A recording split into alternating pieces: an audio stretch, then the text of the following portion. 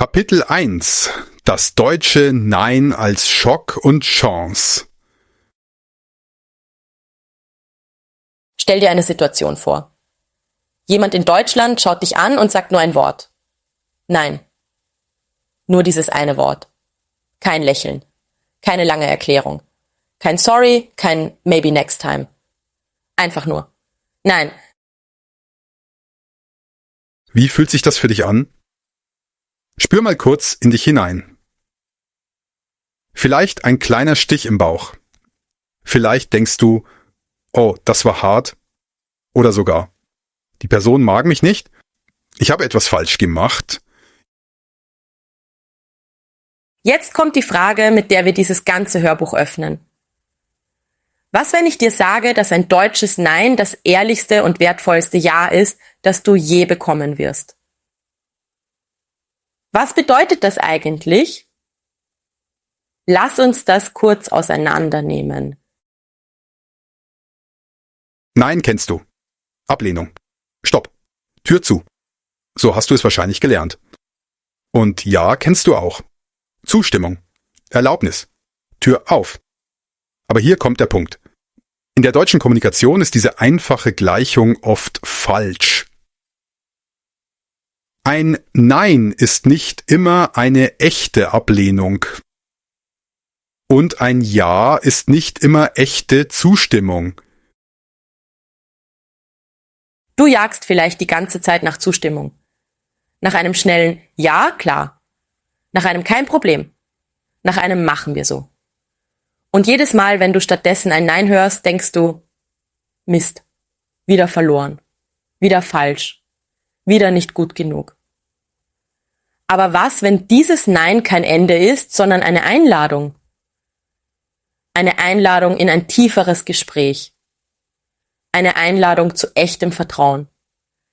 Was, wenn du die ganze Zeit versucht hast, dem Burg die falsche Tür aufzustoßen? Ich will dir heute etwas zeigen, das dein ganzes Verständnis von deutscher Kommunikation auf den Kopf stellen kann. Wirklich komplett.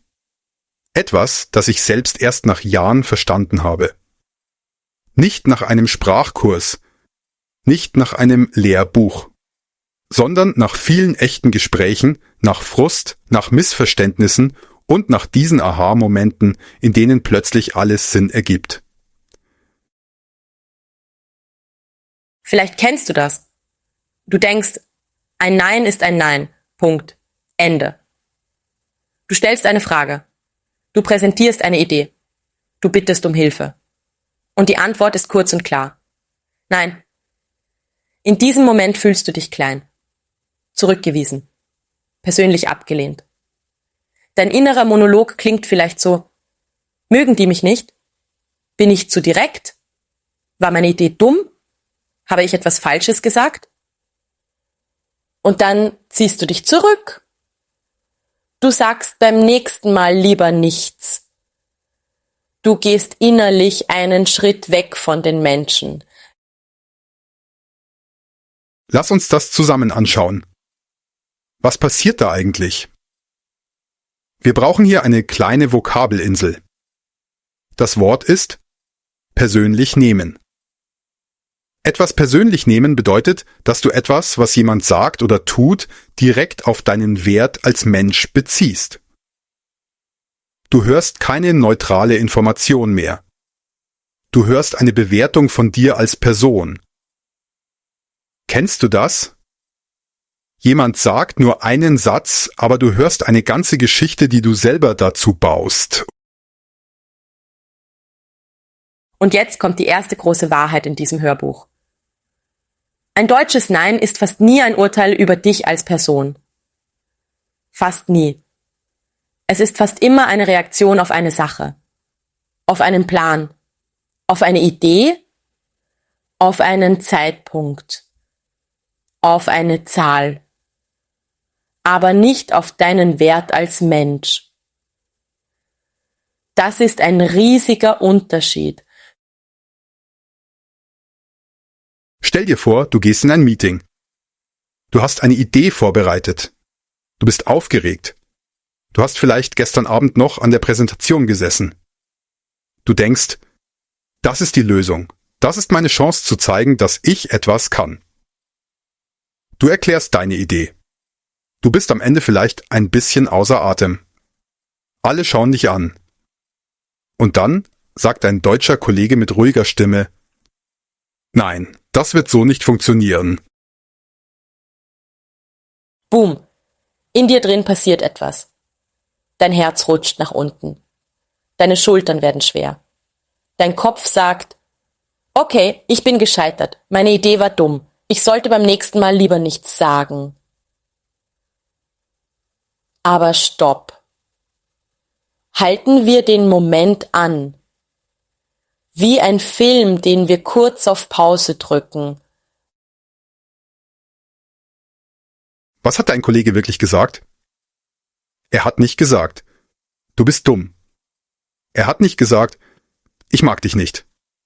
Er hat nicht gesagt, du bist hier falsch. Er hat nur gesagt, so, auch auf diese Weise, in dieser Form wird das nicht funktionieren. Er hat eine Aussage über den Plan gemacht, nicht über deine Persönlichkeit. Jetzt stell dir vor, derselbe Kollege sagt weiter. Ich sehe ein Problem in Schritt 3. Lass uns das zusammen lösen. Merkst du, wie sich alles verändert? Plötzlich ist das Nein kein Schlussstrich mehr. Es ist eine Analyse. Eine Einladung zur Verbesserung. Es ist wie ein Puzzle.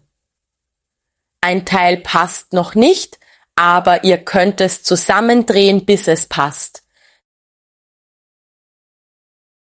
Das ist ein zentrales Wort in diesem Hörbuch. Trennen. Deutsche trennen sehr stark zwischen Person und Sache. Zwischen dir als Mensch und dem, was du vorschlägst. Zwischen deiner Idee und deiner Identität.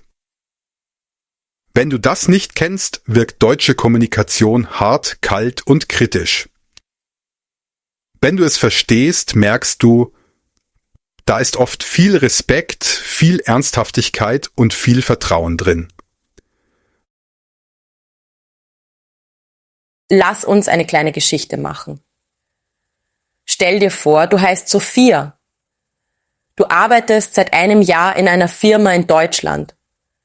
Deutsch ist nicht deine Muttersprache, aber du gibst dir Mühe.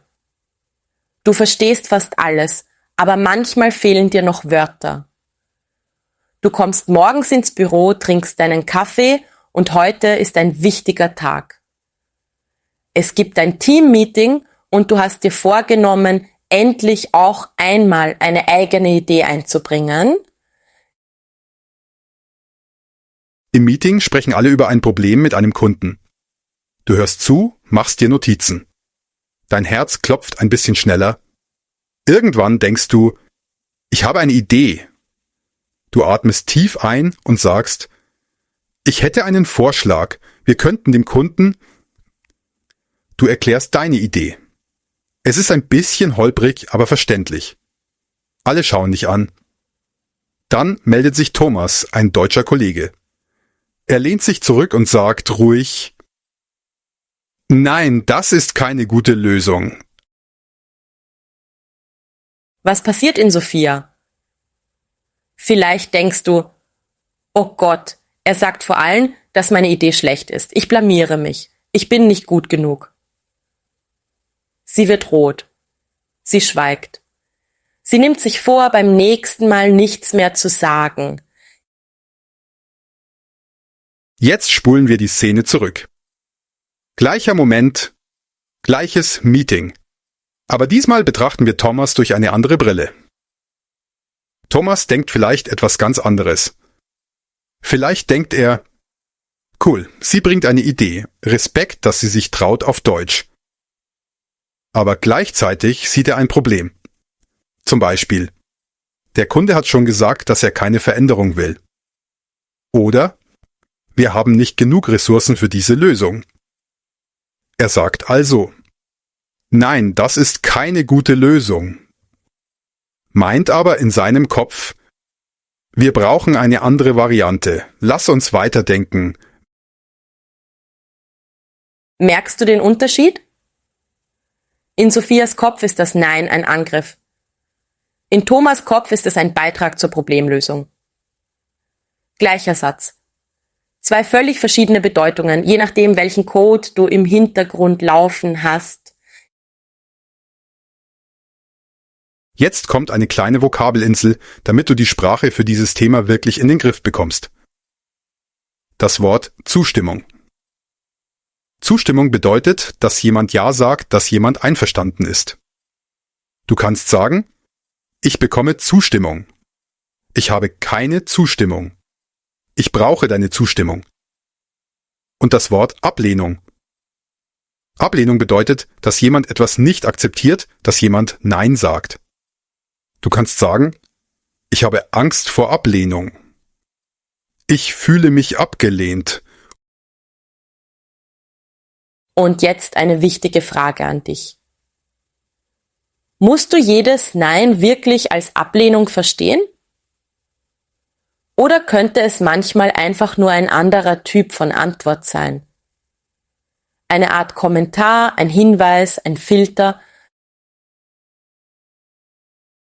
Lass uns noch eine zweite Szene anschauen, diesmal nicht im Büro, sondern im privaten Leben. Stell dir vor, du fragst einen deutschen Freund. Kannst du mir nächste Woche beim Umzug helfen? Es ist wirklich wichtig für mich. Dein Freund schaut in seinen Kalender, atmet aus und sagt, nein, das geht leider nicht. In vielen Kulturen wäre das ein Drama. Du fühlst dich vielleicht sofort verletzt. Dein innerer Monolog sagt, okay, unsere Freundschaft bedeutet ihm wohl nicht so viel. Wenn ich wichtig wäre, würde er sich die Zeit nehmen. Vielleicht sagst du dann, schon gut, und ziehst dich innerlich zurück. Aber was könnte dein Freund wirklich meinen? Vielleicht arbeitet er die ganze Woche Überstunden. Vielleicht hat er schon einen wichtigen Termin. Vielleicht ist er körperlich nicht fit und kann nicht schwer tragen.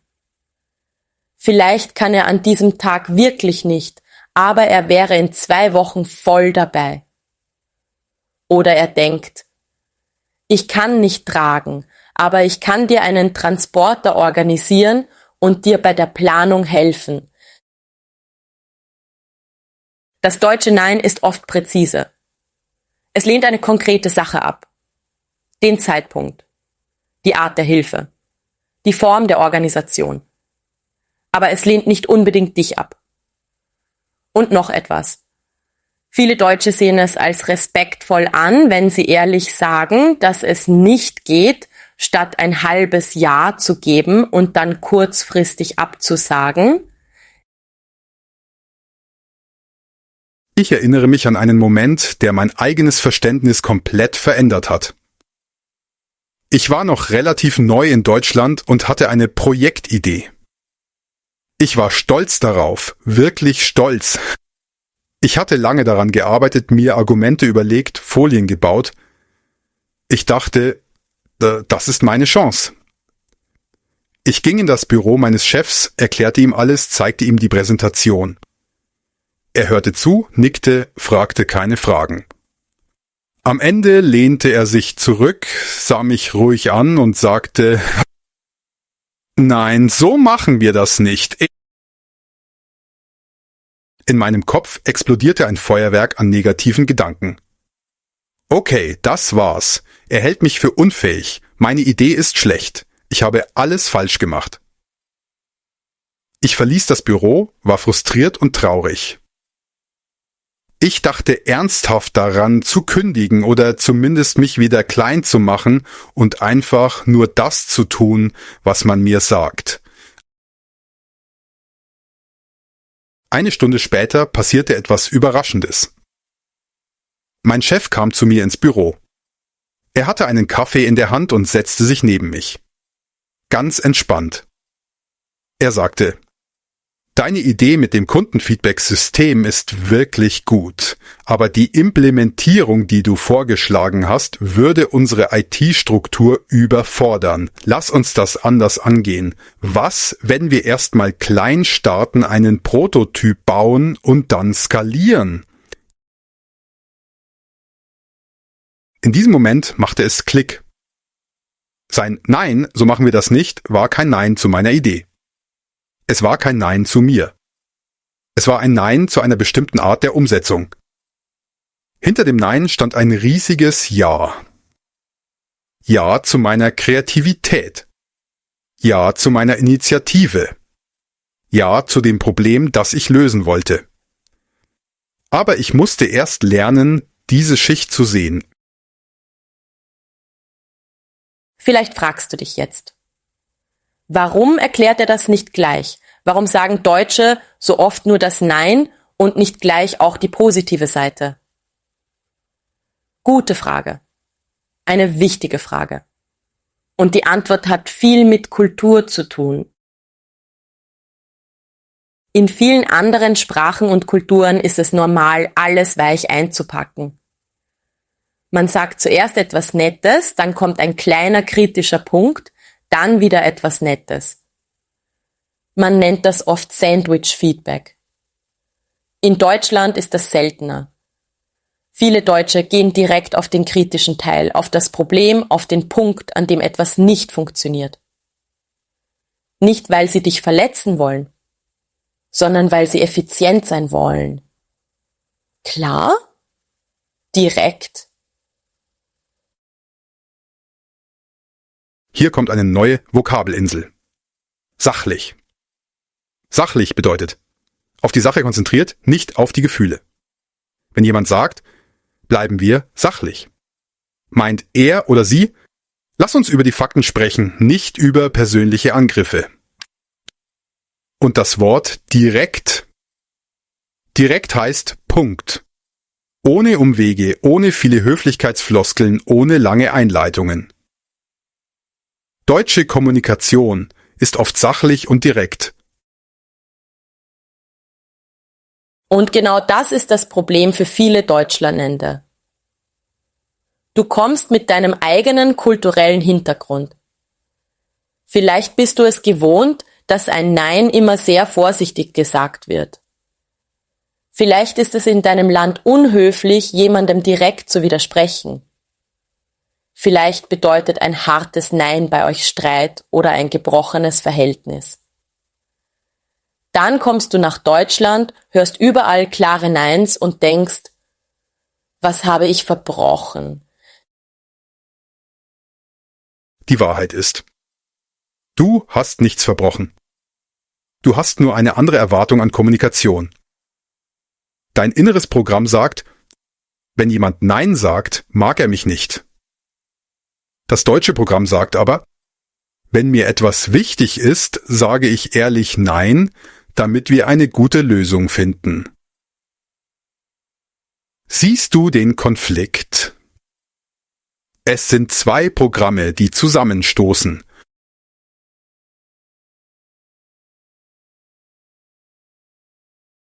Dieses Hörbuch, dieses lange Video möchte dir helfen, dein inneres Programm zu aktualisieren. So wie ein Update auf deinem Handy. Die alte Version sagt, Nein gleich Ablehnung. Die neue Version sagt, Nein ist Information. Nein ist Klarheit. Nein ist manchmal sogar Respekt.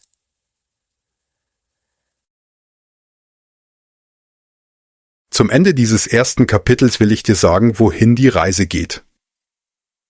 Bisher haben wir vor allem über dein Gefühl gesprochen. Über diesen Stich im Bauch, über die Unsicherheit, über das Ich bin nicht gut genug. Gefühl. Im nächsten Schritt machen wir das unsichtbare System sichtbar. Wir schauen uns die 7 versteckten Codes an, wie Deutsche Nein sagen und was sie dabei wirklich meinen. Es ist, als würdest du plötzlich eine neue Farbe sehen, die vorher unsichtbar war. Du wirst merken, das Nein deines Chefs ist nicht das gleiche wie das Nein deiner Freunde. Das Nein im Büro klingt vielleicht gleich, aber hat einen anderen Code als das Nein beim Vermieter oder beim Verkäufer im Laden. Wenn du diese Codes kennst, bist du nicht mehr verloren im Labyrinth der deutschen Kommunikation. Du weißt genau, wo du stehst und wo die nächste Tür ist. Zum Schluss dieses Kapitels eine kleine Reflexion für dich. Denk an eine konkrete Situation, in der du in Deutschland ein Nein gehört hast, das wehgetan hat. Hol sie dir kurz ins Gedächtnis. Wer war die Person? Wo warst du? Was wurde gesagt? Und jetzt stell dir die Frage, könnte es sein, dass das Nein damals gar nicht gegen mich als Person gemeint war, sondern gegen eine Idee, einen Zeitpunkt, einen Plan? Und was hätte ich die Person fragen können, um das besser zu verstehen? Vielleicht so etwas wie: Kannst du mir sagen, was genau nicht funktioniert? Oder: Was wäre eine bessere Alternative? Oder einfach: Was würdest du an meiner Stelle tun? Wenn du magst, sprich einen dieser Sätze jetzt leise nach. Was genau funktioniert für dich nicht? Noch einmal, langsam. Was genau funktioniert für dich nicht? Das ist ein Satz, der ein Nein öffnet, statt davor zu fliehen. Im nächsten Kapitel gehen wir tiefer in die deutsche Kultur-DNA. Wir schauen, warum deutsche Person und Sache so strikt trennen. Und warum ein ehrliches Nein in dieser Kultur oft ein Zeichen von Respekt ist und nicht von Kälte. Kapitel 2: Kultur-DNA. Warum deutsche Person und Sache trennen. Willkommen zurück. Im ersten Kapitel haben wir uns angeschaut, wie ein deutsches Nein sich anfühlen kann und warum es oft anders gemeint ist, als du denkst. Jetzt gehen wir eine Schicht tiefer. Wir schauen auf die Wurzeln, auf die kulturelle DNA, auf die unsichtbaren Regeln, die im Kopf vieler Deutscher ablaufen, ohne dass sie es selbst so bewusst merken. Stell dir vor, du öffnest ein Buch über deutsche Kommunikation. Auf der ersten Seite steht ein großer Satz: Sachebene und Beziehungsebene sind getrennt. Vielleicht denkst du: Was soll das denn heißen? Klingt kompliziert. Aber es ist eigentlich ganz einfach, und wenn du es verstehst, dann ergibt plötzlich alles einen Sinn. Lass uns diese beiden Wörter aufschlüsseln. Geoff Bohr. Erste Vokabelinsel. Die Sachebene. Sache bedeutet eine Angelegenheit, ein Thema, ein Objekt, ein Problem. Die Ebene bedeutet die Schicht, der Level, die Dimension. Sachebene ist also die Ebene, auf der wir über Fakten, über Daten, über Lösungen, über konkrete Dinge sprechen.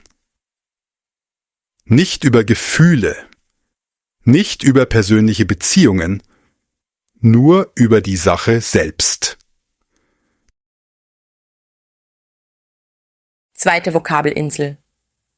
Die Beziehungsebene. Beziehung kennst du vielleicht schon. Das ist die Verbindung zwischen zwei Menschen. Eine Freundschaft ist eine Beziehung. Eine Ehe ist eine Beziehung. Aber auch die Verbindung zwischen Kollegen oder zwischen Chef und Mitarbeiter ist eine Beziehung. Die Beziehungsebene ist also die Ebene, auf der wir darüber sprechen, wie wir zueinander stehen. Mögen wir uns? Vertrauen wir einander? Fühlen wir uns respektiert? In vielen Kulturen sind diese beiden Ebenen stark miteinander verbunden. Wenn jemand deine Idee kritisiert, kritisiert er gleichzeitig auch dich. Wenn jemand dir widerspricht, greift er deine Ehre an. Wenn jemand sagt, dass dein Plan nicht funktioniert, sagt er gleichzeitig, dass du unfähig bist. Das passiert automatisch. Die Sachebene und die Beziehungsebene sind wie zwei Fäden, die fest miteinander verwoben sind. Aber in Deutschland, und das ist wirklich zentral, sind diese beiden Ebenen oft getrennt. Man kann über die Sache diskutieren, streiten, Kritik üben und das hat nichts mit der Beziehung zu tun. Das ist die Theorie. In der Praxis ist es natürlich nicht immer perfekt, aber diese Trennung ist ein tief verankertes Ideal. Deutsche lernen das oft schon als Kinder, in der Schule, im Beruf. Lass uns ein Bild dazu malen. Stell dir vor, du und dein Kollege seid zwei Mechaniker. Ihr steht vor einem kaputten Auto. Ihr müsst zusammen herausfinden, was nicht funktioniert. Du sagst, ich glaube, das Problem ist die Batterie. Dein Kollege schaut hin, überprüft etwas und sagt, nein, die Batterie ist in Ordnung. Das Problem ist der Anlasser. Hat er dich jetzt persönlich angegriffen? Nein. Er hat nur eine andere Diagnose gestellt. Ihr beide wollt dasselbe. Das Auto soll wieder fahren. Die Sachebene ist. Was ist kaputt? Die Beziehungsebene ist. Wir sind ein Team. Genauso funktioniert für viele Deutsche auch Kommunikation im Alltag. Du präsentierst eine Idee. Jemand sagt, nein, das funktioniert so nicht, weil er diagnostiziert nur ein Problem. Er greift dich nicht an. Ihr seid immer noch ein Team, aber wenn du diese Trennung nicht kennst, dann hörst du, du bist inkompetent, deine Idee ist schlecht, du bist falsch hier. Jetzt kommt die Frage. Warum ist das so? Warum haben Deutsche diese Trennung entwickelt? Dafür gibt es historische und kulturelle Gründe, die weit zurückgehen, aber ich will es dir ganz praktisch erklären, ohne dass wir jetzt einen Geschichtsunterricht machen. Deutschland ist eine Kultur, die sehr stark auf Effizienz, Präzision und Zuverlässigkeit fokussiert ist. Kleine Vokabelinsel. Die Effizienz bedeutet, dass etwas schnell und gut gemacht wird, ohne unnötige Schritte. Die Präzision bedeutet Genauigkeit, Exaktheit. Und die Zuverlässigkeit bedeutet, dass man sich auf etwas verlassen kann, dass Versprechen gehalten werden. Wenn du effizient arbeiten willst, dann musst du Probleme schnell identifizieren und lösen. Wenn du jedes Problem erst in Höflichkeit und vorsichtige Worte einpacken musst, kostet das Zeit. Wenn du jedes Mal, wenn du ein Problem siehst, Angst hast, die andere Person zu verletzen, dann wirst du das Problem vielleicht gar nicht ansprechen. Und dann wird es größer und größer. Deshalb haben viele Deutsche gelernt. Sprich das Problem direkt an, sei klar, trenne die Sache von der Person. Das bedeutet nicht, dass Deutsche keine Gefühle haben. Das ist ein großes Missverständnis. Deutsche haben genauso Gefühle wie alle anderen Menschen. Aber sie versuchen oft, Gefühle und Fakten in verschiedenen Momenten zu behandeln. Im Meeting geht es um Fakten. Nach dem Meeting kann man einen Kaffee trinken und über persönliche Dinge sprechen. Das ist eine Struktur. Lass uns eine Geschichte erzählen, die das zeigt. Stell dir vor, du heißt Marco. Du arbeitest in einem Büro in München. Dein Chef heißt Sabine. Sabine ist freundlich, aber oft sehr direkt. Heute gibt es eine Besprechung über ein Projekt, an dem Marco 2 Wochen lang gearbeitet hat. Er ist nervös, aber auch stolz. Er präsentiert seine Ergebnisse. Sabine hört zu, macht sich Notizen. Am Ende sagt sie, Marco, die Analyse ist gut, aber die Schlussfolgerungen passen nicht zu den Daten. Hier auf Seite 5. Das ergibt keinen Sinn. Das müssen wir nochmal überarbeiten. Marco fühlt sich, als hätte ihn jemand ins Gesicht geschlagen. Er denkt, 2 Wochen Arbeit und sie sagt einfach, dass es keinen Sinn ergibt. Sie respektiert mich nicht. Nach dem Meeting geht Marco zurück an seinen Schreibtisch. Er ist frustriert. Eine Stunde später kommt Sabine vorbei, klopft an seinen Tisch und sagt: Hey Marco, hast du Lust, nachher Mittag zu essen? Ich wollte dich noch was fragen zu deinem Urlaub nächste Woche. Marco ist verwirrt.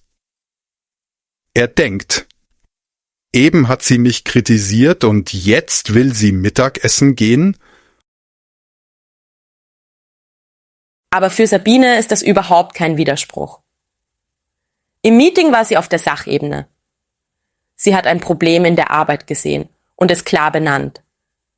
Jetzt, nach dem Meeting, ist sie auf der Beziehungsebene. Sie mag Marco. Sie findet ihn nett. Sie will mit ihm zu Mittag essen und sich über seinen Urlaub unterhalten. Für sie sind das 2 komplett verschiedene Dinge. Wenn Marco das versteht, dann kann er entspannen. Er kann sagen: Okay, Sabine hat mein Arbeitsergebnis kritisiert, aber nicht mich als Person. Sie mag mich immer noch. Ich kann die Analyse überarbeiten und alles ist gut. Ja, aber wenn Marco das nicht versteht, wird er sich zurückziehen, wird vielleicht denken, dass Sabine falsch ist und die Beziehung wird schwieriger. Jetzt eine wichtige Frage. Ist diese Trennung immer leicht? Nein. Auch für Deutsche nicht. Auch Deutsche fühlen sich manchmal angegriffen, wenn ihre Arbeit kritisiert wird. Aber das kulturelle Ideal ist: Wir versuchen, die Sache von der Person zu trennen. Wir versuchen, sachlich zu bleiben. Und wenn du dieses Ideal kennst, dann kannst du besser damit umgehen. Lass uns das mit einem anderen kulturellen Vergleich vertiefen. In vielen Kulturen, ich verallgemeinere jetzt, aber es hilft beim Verständnis, ist ein schnelles Ja ein Zeichen von Freundlichkeit und Respekt. Jemand fragt dich: Kannst du mir helfen? Du sagst: Ja, klar. Auch wenn du nicht ganz sicher bist, ob du Zeit hast. Du willst die Person nicht enttäuschen. Du willst harmonisch sein. Du denkst: Ich finde später eine Lösung. In Deutschland ist das oft anders. Ein schnelles Ja, das du nicht halten kannst, wird als unzuverlässig gesehen, als oberflächlich, als respektlos. Warum? Weil du ein Versprechen gibst, das du vielleicht brichst. Und ein gebrochenes Versprechen zerstört Vertrauen. Deutsche denken oft langfristig. Sie fragen sich: Kann ich das wirklich machen? Habe ich wirklich die Zeit, die Ressourcen, die Fähigkeiten? Wenn die Antwort Nein ist, dann sagen sie lieber gleich Nein, statt später zu enttäuschen. Das ist eine komplett andere Logik. In der einen Kultur ist das Ja ein Geschenk der Höflichkeit. In der anderen Kultur ist das ehrliche Nein ein Geschenk des Respekts. Beide Kulturen wollen dasselbe: Respekt zeigen. Aber sie machen es auf unterschiedliche Weise. Hier ist eine neue Vokabelinsel, die dir hilft, diese Logik zu verstehen. Die Verantwortung. Verantwortung bedeutet, dass du für etwas einstehst, dass du die Konsequenzen trägst, dass du zuverlässig bist. Wenn du Ja sagst, dann übernimmst du Verantwortung. Wenn du Nein sagst, weil du weißt, dass du es nicht schaffen kannst, dann schützt du die andere Person vor Enttäuschung. Das ist auch Verantwortung. Ein Beispiel aus dem echten Leben. Stell dir vor, deine deutsche Freundin, sie heißt Anna, wird zu einer Hochzeit eingeladen. Es ist die Hochzeit einer guten Freundin aus der Schule. Anna schaut in ihren Kalender und sieht, an dem Wochenende hat sie schon 2 andere Verpflichtungen und sie ist müde von der Arbeit. Sie weiß, wenn ich zur Hochzeit gehe, bin ich gestresst, nicht präsent, vielleicht sogar schlecht gelaunt. Sie entscheidet sich. Ich sag lieber ehrlich ab. Sie ruft ihre Freundin an und sagt, es tut mir sehr leid, aber ich kann leider nicht kommen. Ich habe an dem Wochenende zu viel gleichzeitig und ich will nicht nur körperlich da sein, sondern wirklich mit dem Herzen dabei. Kann ich dich stattdessen vorher zum Essen einladen? In manchen Kulturen würde das als unhöflich gelten. Man sagt nicht ab bei einer Hochzeit. Man findet einen Weg. Aber in Deutschland wird das oft als ehrlich und respektvoll gesehen. Anna sagt nicht ja und kommt dann nicht. Sie sagt nicht ja und ist dann schlecht gelaunt. Sie ist klar. Sie ist ehrlich. Und sie bietet eine Alternative an. Das ist eine kulturelle Grundhaltung. Ehrlichkeit über Höflichkeit. Klarheit über Harmonie. Langfristiges Vertrauen über kurzfristiges Wohlgefühl. Wenn du das verstehst, dann verstehst du auch, warum ein deutsches Nein oft ein Zeichen von Respekt ist. Jetzt kommt eine Szene, die das nochmal ganz konkret zeigt. Stell dir vor, du fragst deinen deutschen Freund Jan. Kannst du mir nächste Woche beim Umzug helfen? Jan schaut dich an, denkt kurz nach und sagt, nein, das geht leider nicht. Nächste Woche habe ich 3 Tage Überstunden und am Wochenende fahre ich zu meinen Eltern. Was passiert in deinem Kopf? Vielleicht denkst du, okay, er hat keine Zeit, schade. Oder vielleicht denkst du, wenn ich ihm wirklich wichtig wäre, würde er sich die Zeit nehmen? Aber was denkt Jan?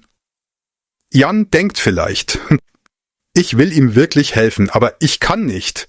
Wenn ich Ja sage und dann absage, ist das schlimmer.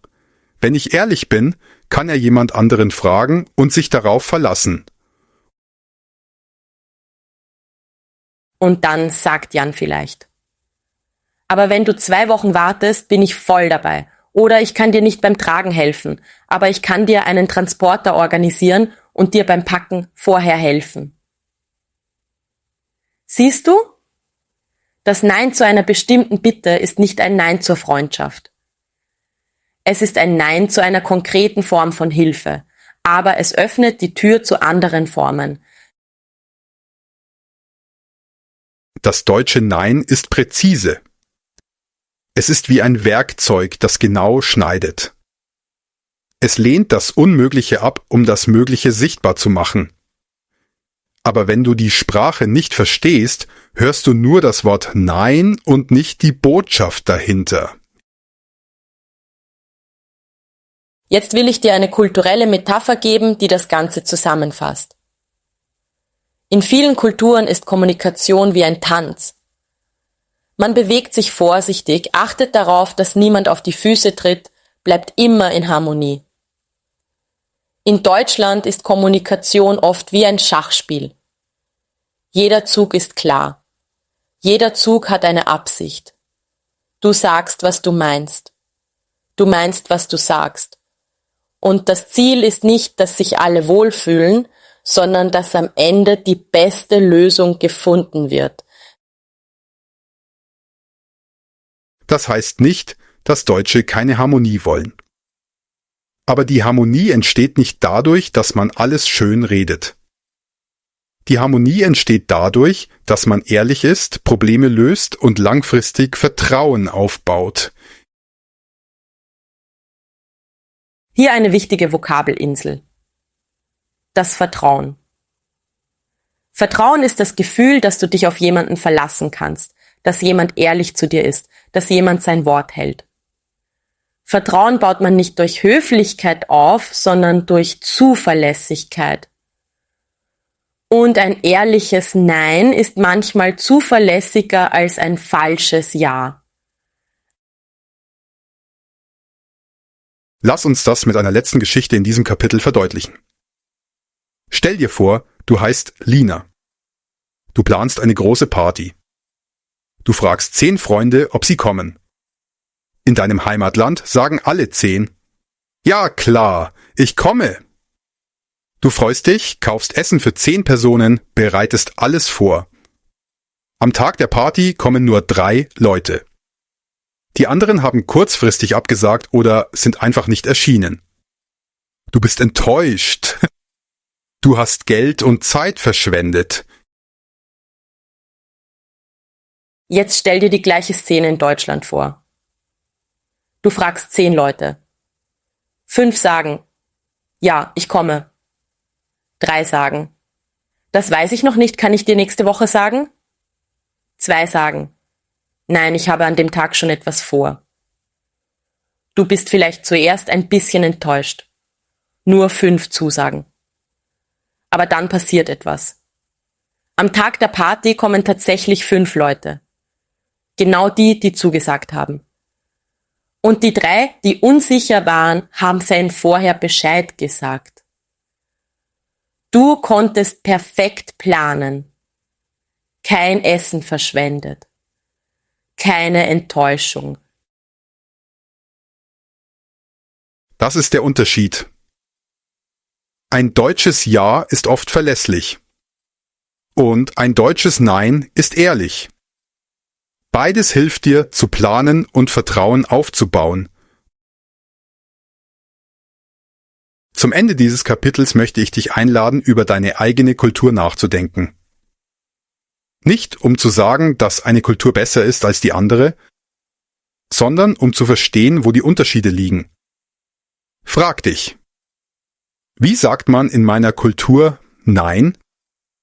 Ist es direkt oder indirekt? Ist es höflich oder klar? Trennen wir Person und Sache oder sind sie verbunden? Und dann frag dich, was passiert, wenn ich in Deutschland bin und diese andere Logik nutze? Was entsteht für Missverständnisse? Und wie kann ich beide Welten verbinden?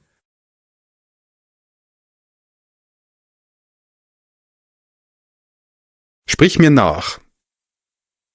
Ich verstehe, dass ein deutsches Nein oft sachlich ist, nicht persönlich. Noch einmal. Ich verstehe, dass ein deutsches Nein oft sachlich ist, nicht persönlich. Das ist ein Satz, den du dir merken kannst. Ein Satz, der dir hilft, wenn das nächste Nein kommt.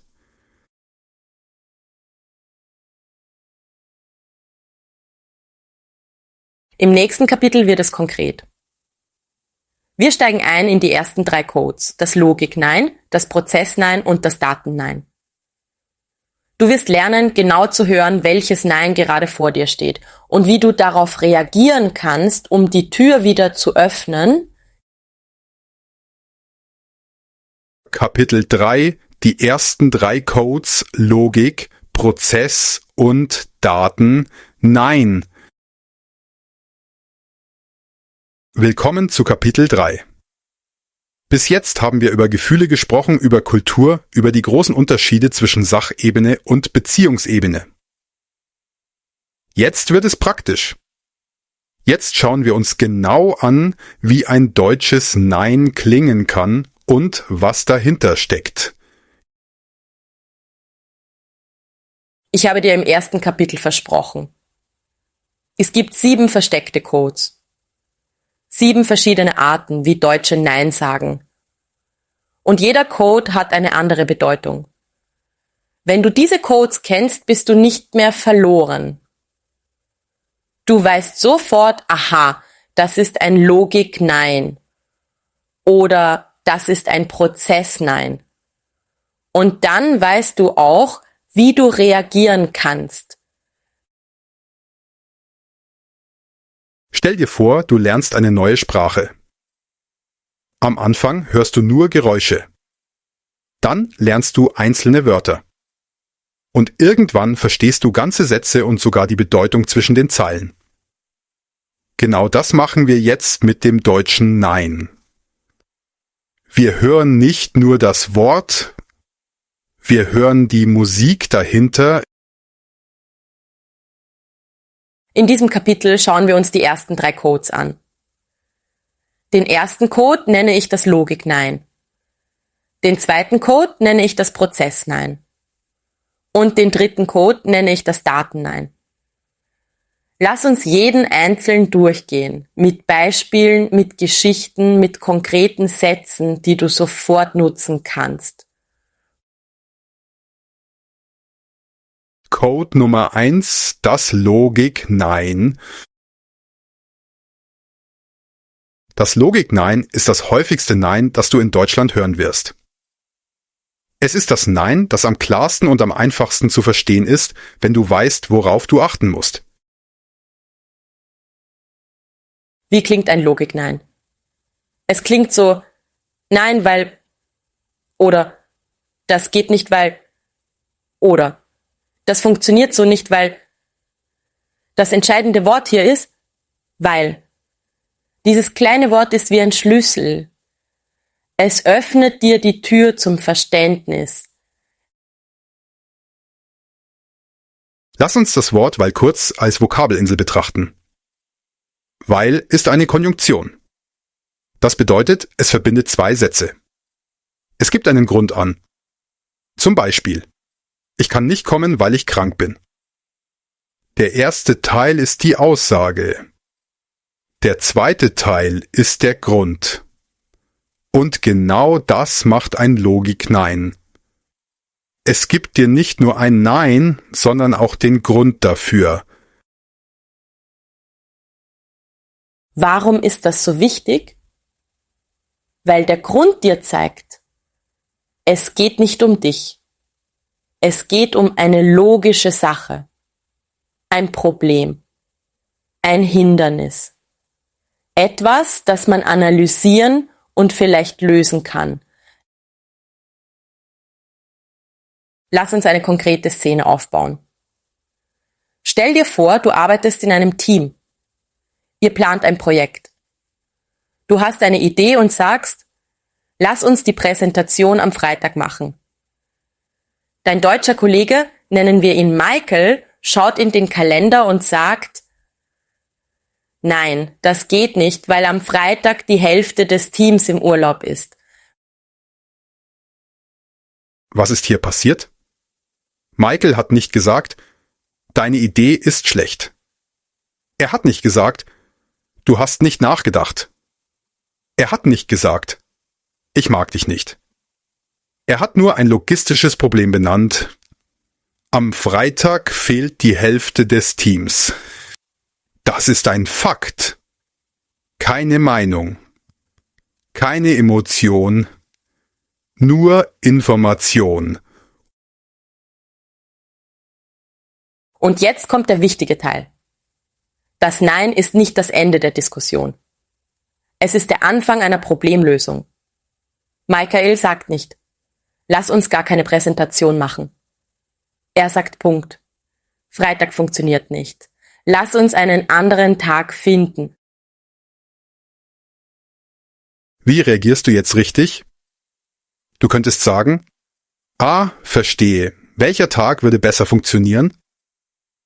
Oder, danke für den Hinweis, was, wenn wir es online machen, damit auch die im Urlaub teilnehmen können? Siehst du, was passiert? Du nimmst das Nein nicht persönlich. Du behandelst es als ein Puzzleteil, als Information, die dir hilft, die beste Lösung zu finden. Und plötzlich bist du nicht mehr im Konflikt mit Michael. Ihr seid im selben Team. Ihr arbeitet zusammen an einer Lösung. Das ist die Magie des Logikneins. Noch ein Beispiel. Stell dir vor, du bist in einem Geschäft. Du willst etwas umtauschen. Du gehst zur Kasse und sagst, ich möchte das gerne zurückgeben. Die Verkäuferin schaut auf den Kassenbon und sagt, das geht leider nicht, weil die Frist schon abgelaufen ist. Sie haben nur 14 Tage Zeit für Rückgaben.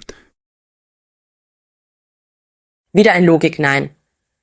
Die Verkäuferin sagt nicht, Sie sind ein schlechter Kunde. Sie sagt, es gibt eine Regel und die Regel sagt, dass die Frist vorbei ist. Das ist sachlich. Das ist klar. Und jetzt kannst du fragen, gibt es eine andere Möglichkeit? Kann ich es gegen etwas anderes tauschen? Vielleicht sagt sie nein, vielleicht findet sie eine Lösung. Aber wichtig ist, das erste Nein war kein Angriff auf dich. Hier ist eine kleine Übung für dich. Ich sage dir einen Satz und du versuchst, das Logik-Nein darin zu erkennen. Hör zu. Wir können das Meeting nicht um 10 Uhr machen, weil der Konferenzraum schon belegt ist. Was ist das Problem? Der Konferenzraum ist belegt. Was ist die Lösung? Ein anderer Raum oder eine andere Uhrzeit. Das Nein öffnet die Tür zur Lösung. Noch ein Satz. Ich kann dir heute nicht helfen, weil ich bis 18 Uhr im Büro bin. Was ist das Problem? Die Person hat keine Zeit heute. Was ist die mögliche Lösung? Morgen fragen. Oder jemand anderen fragen. Oder später am Abend fragen. Das Logik-Nein ist wie ein Navigationssystem. Es sagt dir, hier ist eine Blockade. Aber es zeigt dir auch, wo die alternative Route ist. Du musst nur hinhören. Jetzt eine wichtige Frage. Was machst du, wenn jemand dir ein Logik-Nein gibt, aber keine Alternative anbietet? Zum Beispiel, jemand sagt, das geht nicht, weil wir kein Budget haben. Punkt. Keine weitere Erklärung. Dann stellst du die Frage. Du fragst, was würde es brauchen, damit es funktioniert? Oder gibt es eine andere Möglichkeit, wie wir das umsetzen können? Oder verstehe, das Budget ist das Problem. Können wir über Alternativen sprechen? Das ist entscheidend. Ein Logik-Nein ist nie ein finales Nein. Es ist ein Nein zu diesem Weg, aber vielleicht ja zu einem anderen Weg. Und du musst aktiv nachfragen, um diesen anderen Weg zu finden. Code Nummer 2, das Prozess Nein. Jetzt kommen wir zum zweiten Code. Dem Prozess Nein. Das Prozess Nein ist ein bisschen tricky, weil es oft mit einem Ja anfängt. Deshalb überhören es viele Deutschlerner. Sie hören das Ja und denken, super, grünes Licht. Aber dann passiert nichts und sie sind enttäuscht. Wie klingt ein Prozess Nein? Es klingt so, prinzipiell ja, aber oder. Die Idee ist gut, aber oder. Ja, allerdings müssen wir. Das entscheidende Wort hier ist aber. Nach dem aber kommt die eigentliche Information. Kleine Vokabelinsel. Prinzipiell bedeutet im Prinzip grundsätzlich von der Idee her. Wenn jemand sagt prinzipiell ja, dann heißt das, vom Ziel her stimme ich zu, von der Richtung her bin ich einverstanden. Aber, und jetzt kommt das große Aber, der Weg dorthin ist noch nicht klar. Das Prozess? Nein ist das Nein der deutschen Bürokratie. Der deutschen Liebe zu Struktur, Planung und Abläufen. Deutsche lieben Prozesse. Sie wollen wissen, wer ist zuständig? Was ist der Zeitplan? Wie ist das Budget? Welche Schritte kommen zuerst? Und wenn einer dieser Schritte nicht klar ist, dann kommt ein Prozess Nein. Lass uns eine Geschichte dazu erzählen. Stell dir vor, du heißt Ahmed. Du arbeitest in einem Unternehmen in Hamburg. Du hast eine Idee. Eine neue Software, die die Arbeit im Team einfacher macht. Du bist begeistert. Du gehst zu deiner Chefin, Frau Schneider, und präsentierst die Idee. Frau Schneider hört zu, nickt, macht sich Notizen. Am Ende sagt sie: Prinzipiell eine gute Idee, aber wir haben gerade das Budget für das Jahr festgelegt. Wenn du mir zeigen kannst, wie wir damit langfristig Kosten sparen, kann ich es für nächstes Jahr einplanen. Was ist passiert? Frau Schneider hat nicht Nein zu der Idee gesagt. Sie hat Ja zur Idee gesagt. Sie findet die Idee gut. Aber sie hat Nein gesagt zu 2 Dingen. Zum Timing und zur fehlenden Begründung. Sie sagt: Dieses Jahr geht's nicht, weil das Budget schon verteilt ist. Nächstes Jahr könnte es gehen, aber du musst mir zeigen, warum es sich lohnt. Hörst du, was sie wirklich gesagt hat? Sie hat dir eine klare Tür geöffnet. Bring mir die Zahlen, zeig mir den Business Case und wir machen es nächstes Jahr. Das ist kein Nein. Das ist ein Ja mit Bedingungen. Ein Ja mit einem Prozess. Aber viele Deutschlerner hören nur das prinzipiell Ja und denken: Super, sie findet es gut. Sie warten. Wochen vergehen. 2 Wochen. Nichts passiert. Sie sind enttäuscht und denken: Sie hat mich angelogen. Sie wollte mich nur loswerden. Aber das stimmt nicht. Frau Schneider hat klar gesagt, was sie braucht. Ahmed hat es nur überhört, weil er das aber nicht ernst genommen hat. Das aber ist der eigentliche Inhalt der Nachricht. Das ist der Teil, auf den du reagieren musst. Die richtige Antwort von Ahmed wäre: Super, dass Sie grundsätzlich dafür sind. Was genau bräuchten Sie von mir, um das für nächstes Jahr zu genehmigen? Welche Zahlen, welche Art von Analyse? Und plötzlich ist Ahmed in einer konstruktiven Zusammenarbeit, nicht in einer Sackgasse. Noch ein Beispiel. Du fragst einen Kollegen: Können wir das Projekt so umsetzen? Er antwortet: Die Idee ist gut, aber wir müssen erst das andere Projekt abschließen. Danach können wir das angehen. Was bedeutet das? Er sagt Punkt. Ja zum Ziel, Nein zum Zeitpunkt. Erst A, dann B. Das ist eine klare Struktur. Ein klarer Prozess. Und was machst du jetzt? Du fragst: Verstehe, wann ist das andere Projekt voraussichtlich fertig? Kann ich schon mal mit der Planung anfangen? Du arbeitest mit dem Prozess, nicht gegen ihn. Das Prozess-Nein ist typisch deutsch, weil Deutsche oft in Schritten denken. Schritt 1, Schritt 2, Schritt 3. Wenn du bei Schritt 1 bist und direkt zu Schritt 3 springen willst, sagen sie: Nein, warte, erst Schritt 2. Das ist keine Ablehnung. Das ist Struktur. Hier eine kleine Übung für dich. Ich sage dir einen Satz mit einem Prozess, Nein, und du überlegst, was die eigentliche Botschaft ist. Hör zu. Ja, wir können das machen, aber erst nach dem Quartalsabschluss. Was ist die Botschaft? Zustimmung zum Ziel, aber zeitliche Begrenzung. Lösung? Warte bis nach dem Quartalsabschluss oder frag, ob du schon vorher etwas vorbereiten kannst. Noch ein Satz.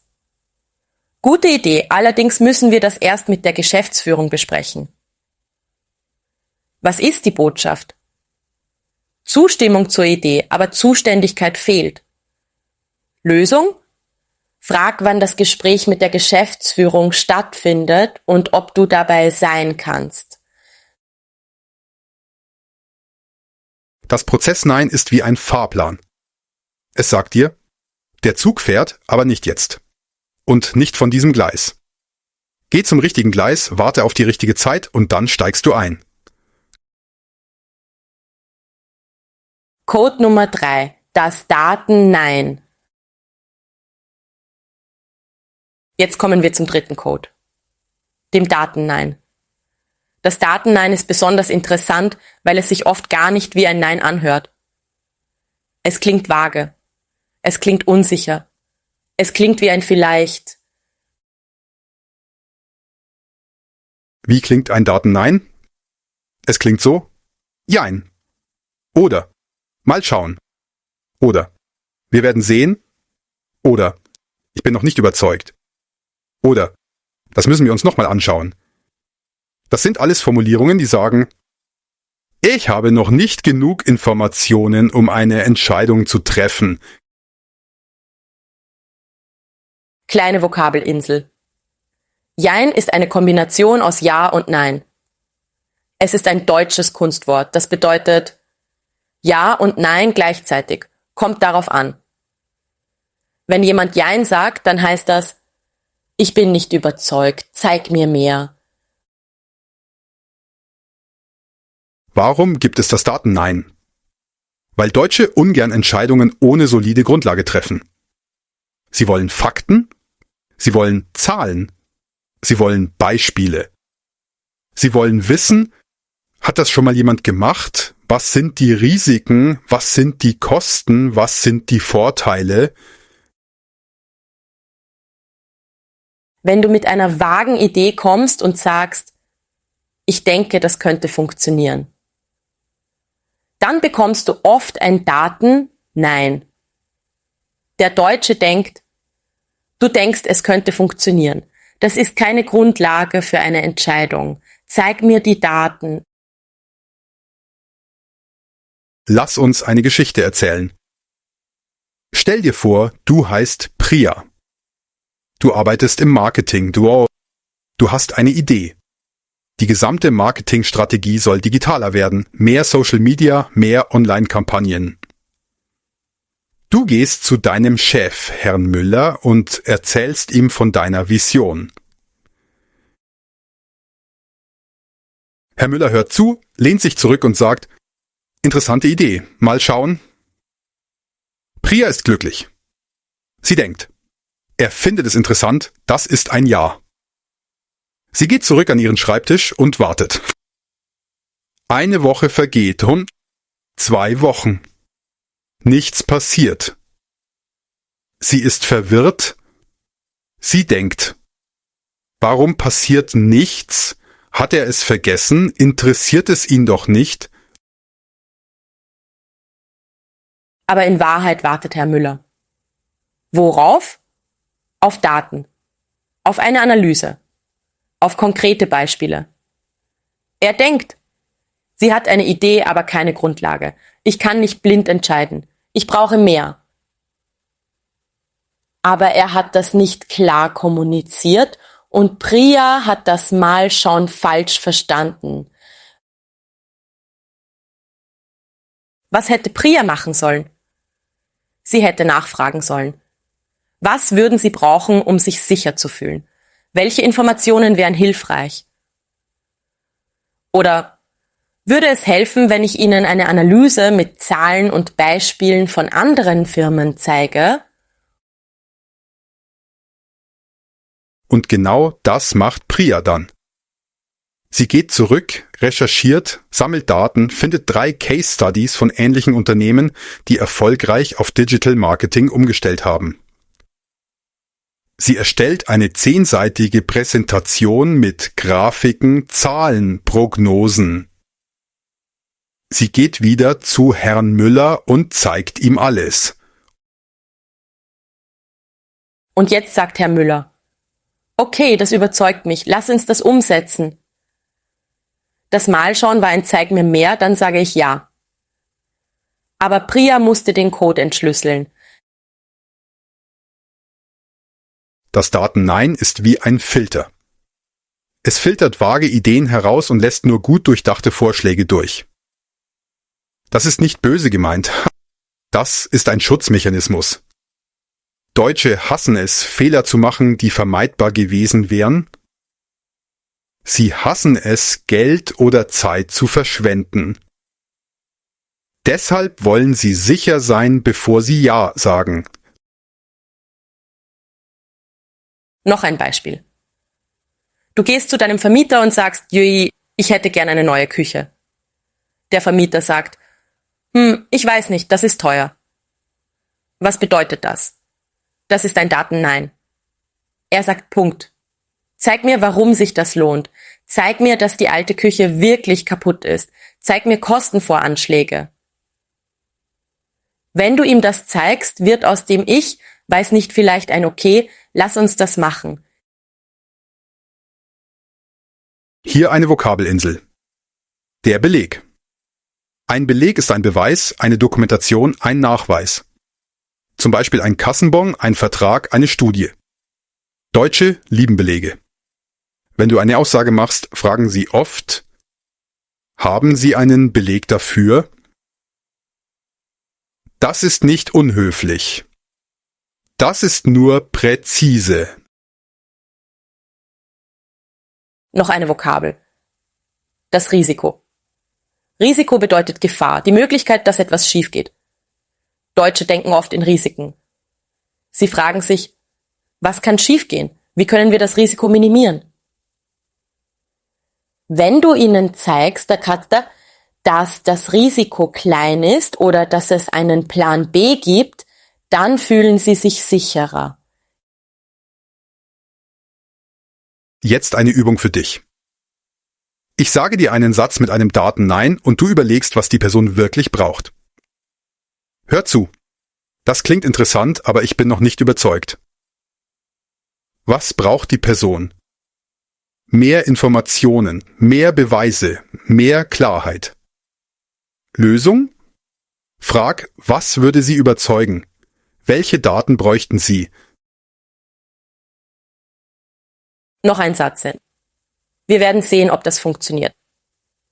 Was bedeutet das? Die Person ist skeptisch. Sie will erst Ergebnisse sehen, bevor sie sich festlegt. Lösung? Schlag einen Test vor. Können wir es erstmal klein ausprobieren? Einen Prototyp, ein Pilotprojekt? Das Daten-Nein ist wie ein wissenschaftliches Experiment. Es sagt: Zeig mir die Hypothese, zeig mir die Methode, zeig mir die Ergebnisse, dann können wir entscheiden. Und wenn du das verstehst, dann weißt du, du musst nicht die Person überzeugen. Du musst die Daten sprechen lassen. Zusammenfassung und Merksatz.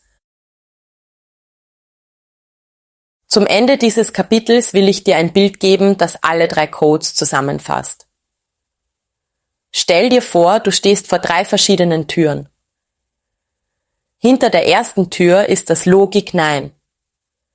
Die Tür ist verschlossen, weil ein Hindernis im Weg steht. Du musst das Hindernis entfernen oder einen anderen Weg finden. Dann öffnet sich die Tür. Hinter der zweiten Tür ist das Prozess Nein. Die Tür ist nicht verschlossen, aber sie hat viele Schlösser. Schritt 1: Dreh den ersten Schlüssel. Schritt 2: Dreh den zweiten Schlüssel. Schritt 3: Drück die Klinke.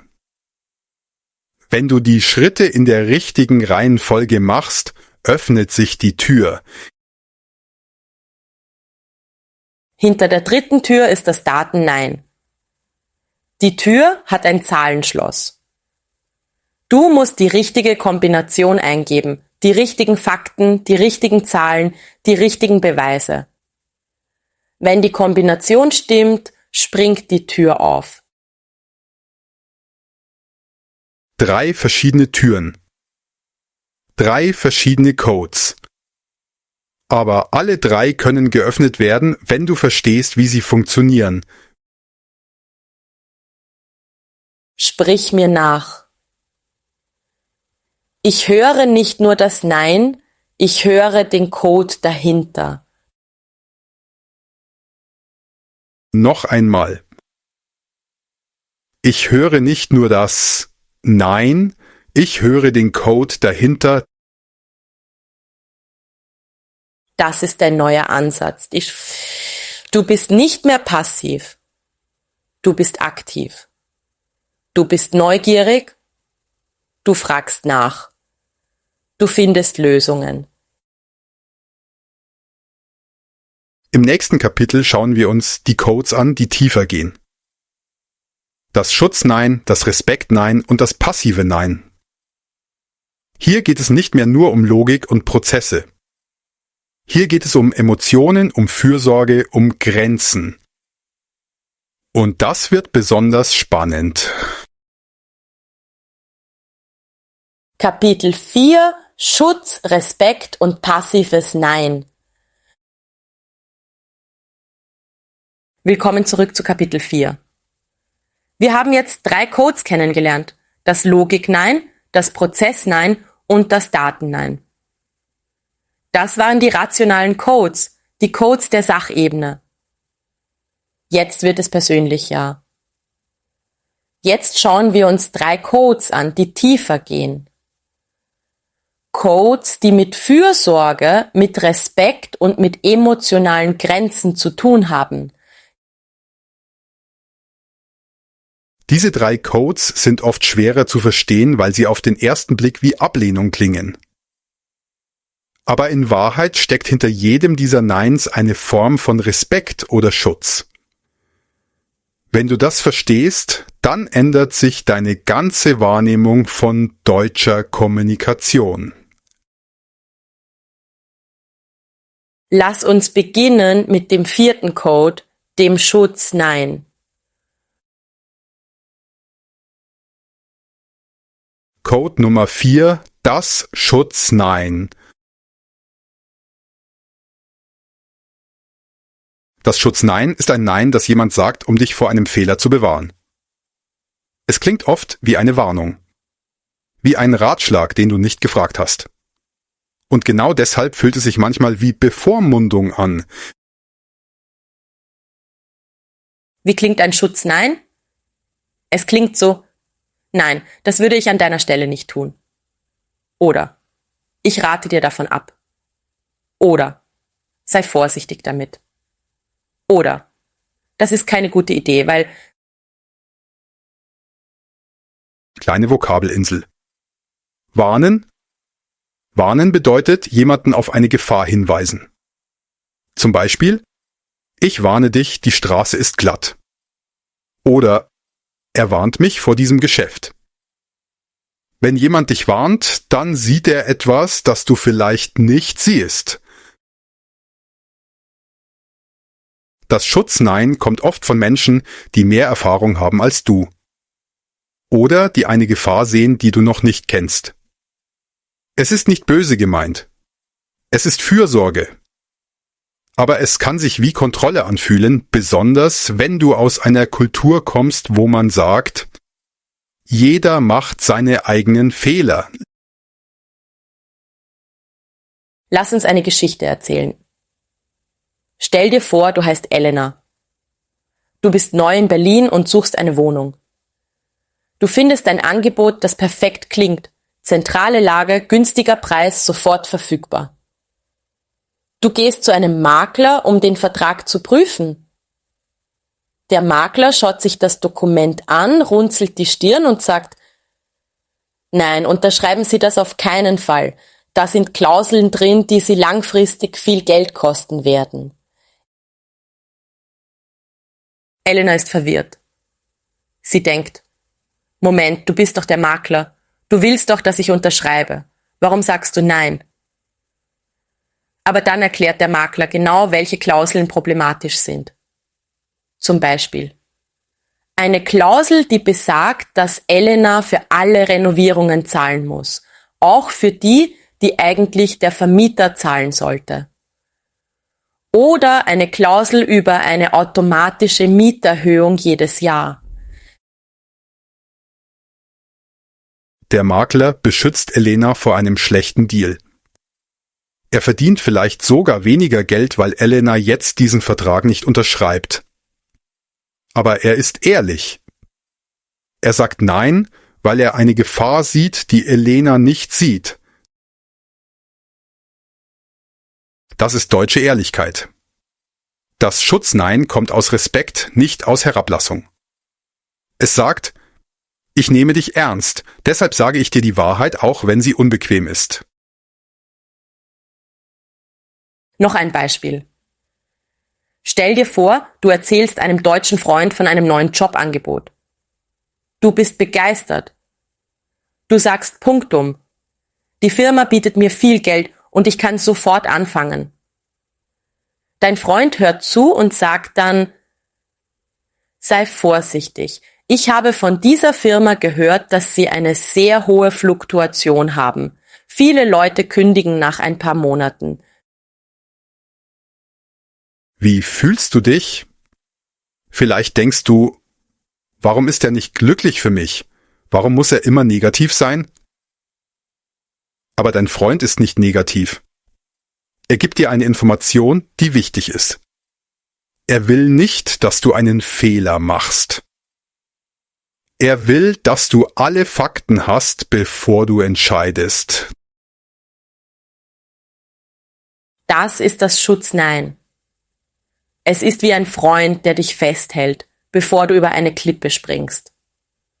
Du siehst vielleicht nur das schöne Wasser unten. Er sieht die Felsen, die du nicht siehst. Wie reagierst du richtig auf ein Schutznein? Du sagst, danke, dass du das siehst. Was genau ist das Problem, das du siehst? Oder, ich schätze deine Perspektive, kannst du mir mehr darüber erzählen?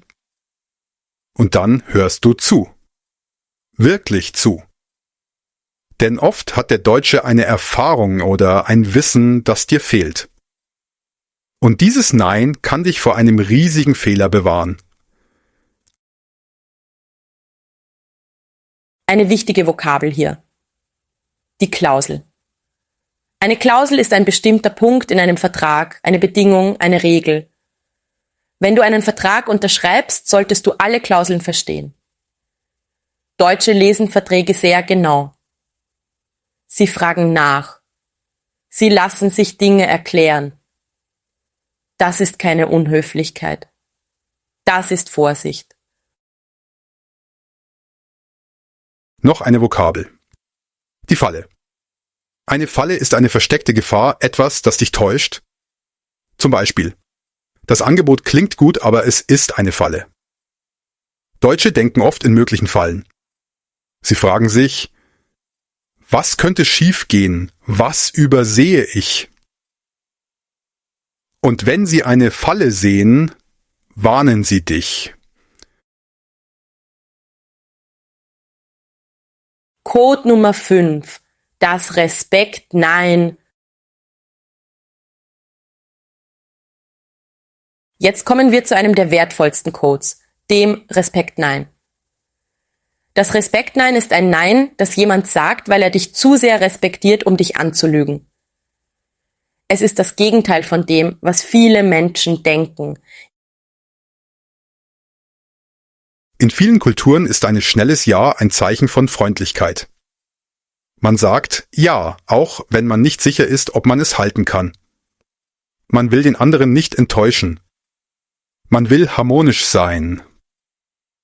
Man denkt, ich finde schon einen Weg. Aber in Deutschland ist das oft anders. Wie klingt ein Respekt-Nein? Es klingt so, nein, das kann ich nicht versprechen. Oder, nein, das wäre nicht ehrlich von mir. Oder, ich will dir keine falschen Hoffnungen machen. Oder, ich kann das nicht garantieren. Lass uns das aufschlüsseln. Wenn ein Deutscher sagt, ich kann das nicht versprechen, dann sagt er, ich könnte jetzt Ja sagen, um dich glücklich zu machen, aber ich weiß, dass ich es vielleicht nicht schaffe und dann wäre ich unzuverlässig. Ich respektiere dich zu sehr, um dich zu enttäuschen. Das ist eine komplett andere Logik als in vielen anderen Kulturen. In vielen Kulturen zeigst du Respekt durch Zustimmung. In Deutschland zeigst du Respekt durch Ehrlichkeit. Lass uns eine Geschichte erzählen. Stell dir vor, du heißt David. Du planst deine Hochzeit. Du möchtest, dass dein guter Freund Thomas eine Rede hält.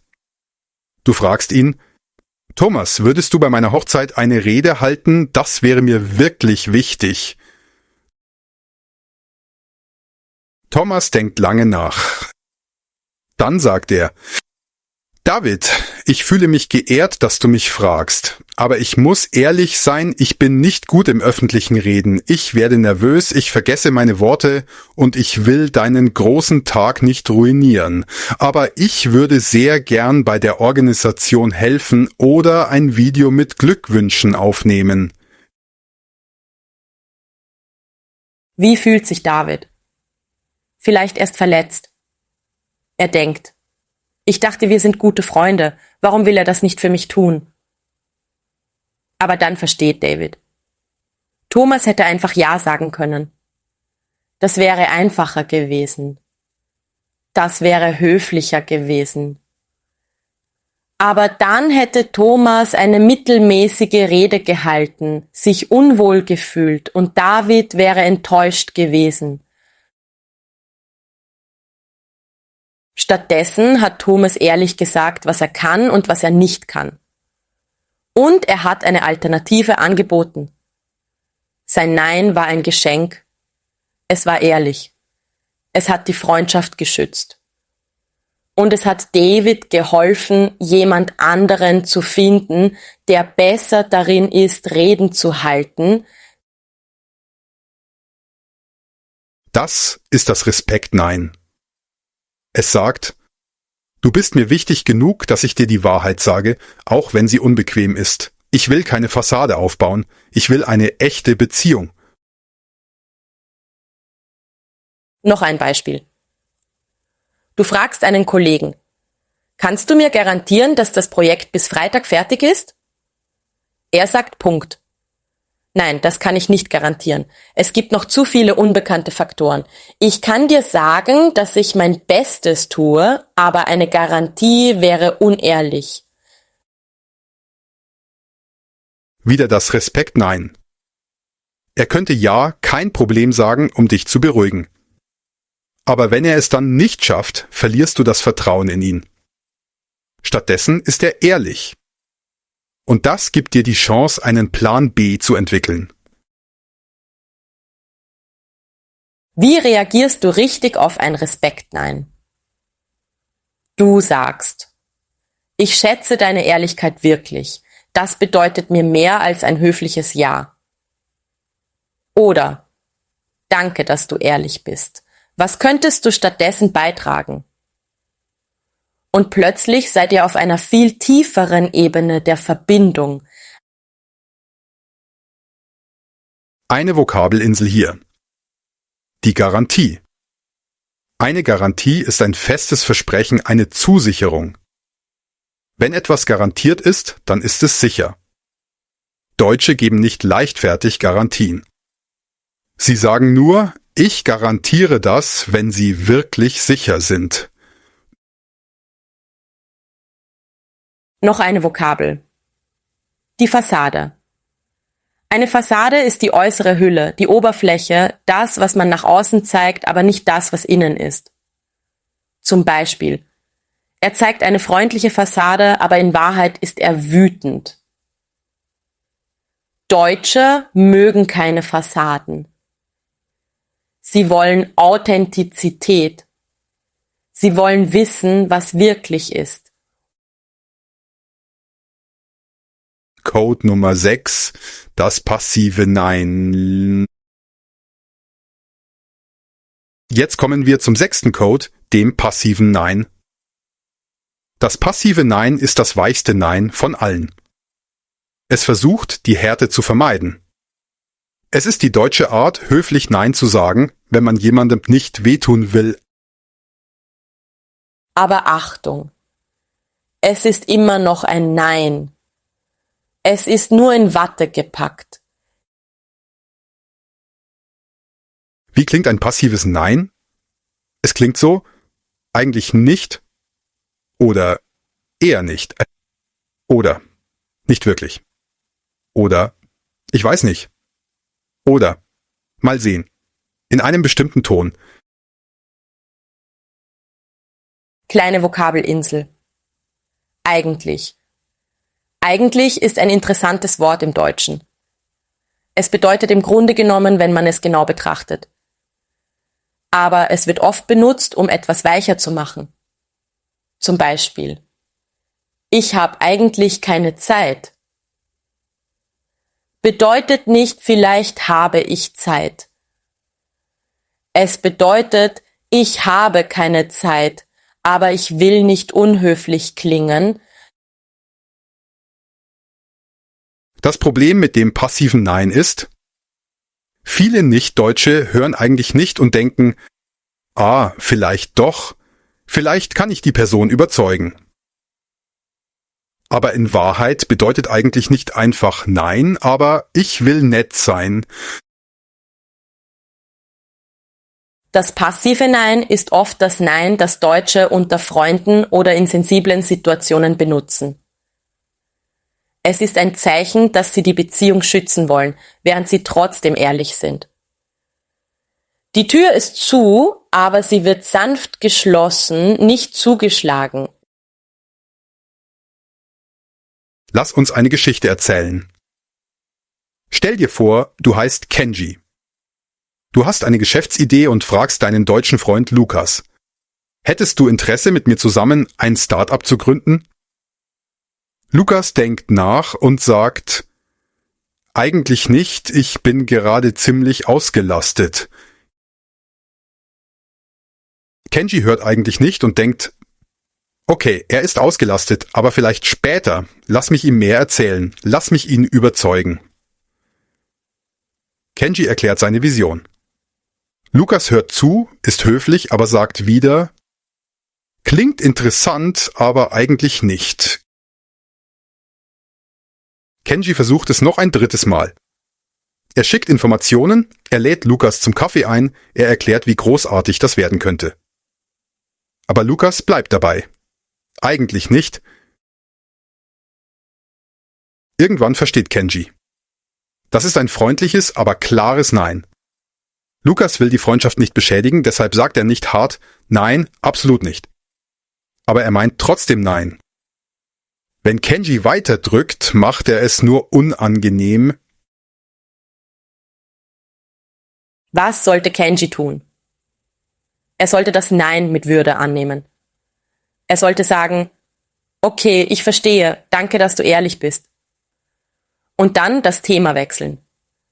Die Freundschaft bleibt intakt. Kenji respektiert die Grenze und vielleicht in einem Jahr ändert Lukas seine Meinung. Aber nur, wenn Kenji nicht gedrängt hat. Das ist die Kunst. Ein passives Nein mit Würde anzunehmen. Nicht zu diskutieren. Nicht zu überzeugen. Respektiere die Grenze. Noch ein Beispiel. Du fragst jemanden, möchtest du am Samstag mit ins Kino kommen? Die Person sagt, ich weiß nicht, mal sehen. Das klingt vielleicht wie vielleicht ja. Aber oft bedeutet es eher nein, aber ich will dich nicht verletzen. Wie erkennst du den Unterschied? Achte auf den Ton. Achte auf die Körpersprache. Wenn du die Person siehst, und dann kannst du nachfragen. Ist das ein höfliches Nein, dann ist das völlig okay. Das gibt der Person die Erlaubnis, ehrlich zu sein, ohne sich schlecht zu fühlen. Eine wichtige Vokabel hier. Drängen. Drängen bedeutet, jemanden unter Druck setzen, jemanden zu etwas zwingen wollen. Zum Beispiel: Bitte dräng mich nicht. Deutsche mögen es nicht, gedrängt zu werden. Wenn sie Nein sagen, auch ein passives Nein, dann erwarten sie, dass du das respektierst. Noch eine Vokabel. Die Grenze. Eine Grenze ist eine Linie, die man nicht überschreiten sollte. Jeder Mensch hat persönliche Grenzen. Zum Beispiel: Das überschreitet meine Grenzen. Oder: Ich muss meine Grenzen schützen. Das passive Nein ist oft ein Signal, dass du an einer Grenze angekommen bist. Zusammenfassung und Merksatz. Zum Ende dieses Kapitels will ich dir ein Bild geben. Stell dir vor, du gehst durch einen Wald. Du kommst an 3 verschiedene Zäune. Der erste Zaun ist das Schutz Nein. Er steht da, um dich vor einem Abgrund zu schützen. Wenn du über den Zaun kletterst, fällst du. Der Zaun ist dein Freund. Der zweite Zaun ist das Respekt Nein. Er ist klar und fest. Er sagt Punkt. Hier geht es nicht weiter, aber schau, da drüben ist ein Tor. Er zeigt dir eine Alternative. Er respektiert dich genug, um ehrlich zu sein. Der dritte Zaun ist das passive Nein. Er ist aus weichem Material, vielleicht aus Stoff. Er sieht nicht wie ein Zaun aus. Aber wenn du dagegen drückst, spürst du: Hier ist eine Grenze. Und wenn du diese Grenze respektierst, bleibt die Beziehung intakt. 3 verschiedene Zäune. 3 verschiedene Arten von Nein. Aber alle 3 verdienen deinen Respekt. Sprich mir nach. Ich respektiere jedes Nein als eine Form von Ehrlichkeit. Noch einmal. Ich respektiere jedes Nein als eine Form von Ehrlichkeit. Das ist eine Haltung, die dir hilft, in Deutschland nicht nur zu überleben, sondern wirklich anzukommen. Im nächsten Kapitel schauen wir uns den 7. Code an, das finale Nein. Und dann gehen wir in die Praxis. Du bekommst konkrete Übungen, Techniken und Werkzeuge, wie du mit all diesen Codes im echten Leben umgehen kannst. Das wird dir helfen, von der Theorie in die Anwendung zu kommen. Und genau da wird alles lebendig. Kapitel 5. Das Finale. Nein, Übungen und mentale Umprogrammierung. Willkommen zu Kapitel 5. Wir haben jetzt 6 Codes kennengelernt. 6 verschiedene Arten, wie Deutsche Nein sagen. Jetzt kommen wir zum 7. und letzten Code. Und dieser Code ist besonders. Er ist der kürzeste, der klarste und der mächtigste von allen. Code Nummer 7, das Finale Nein.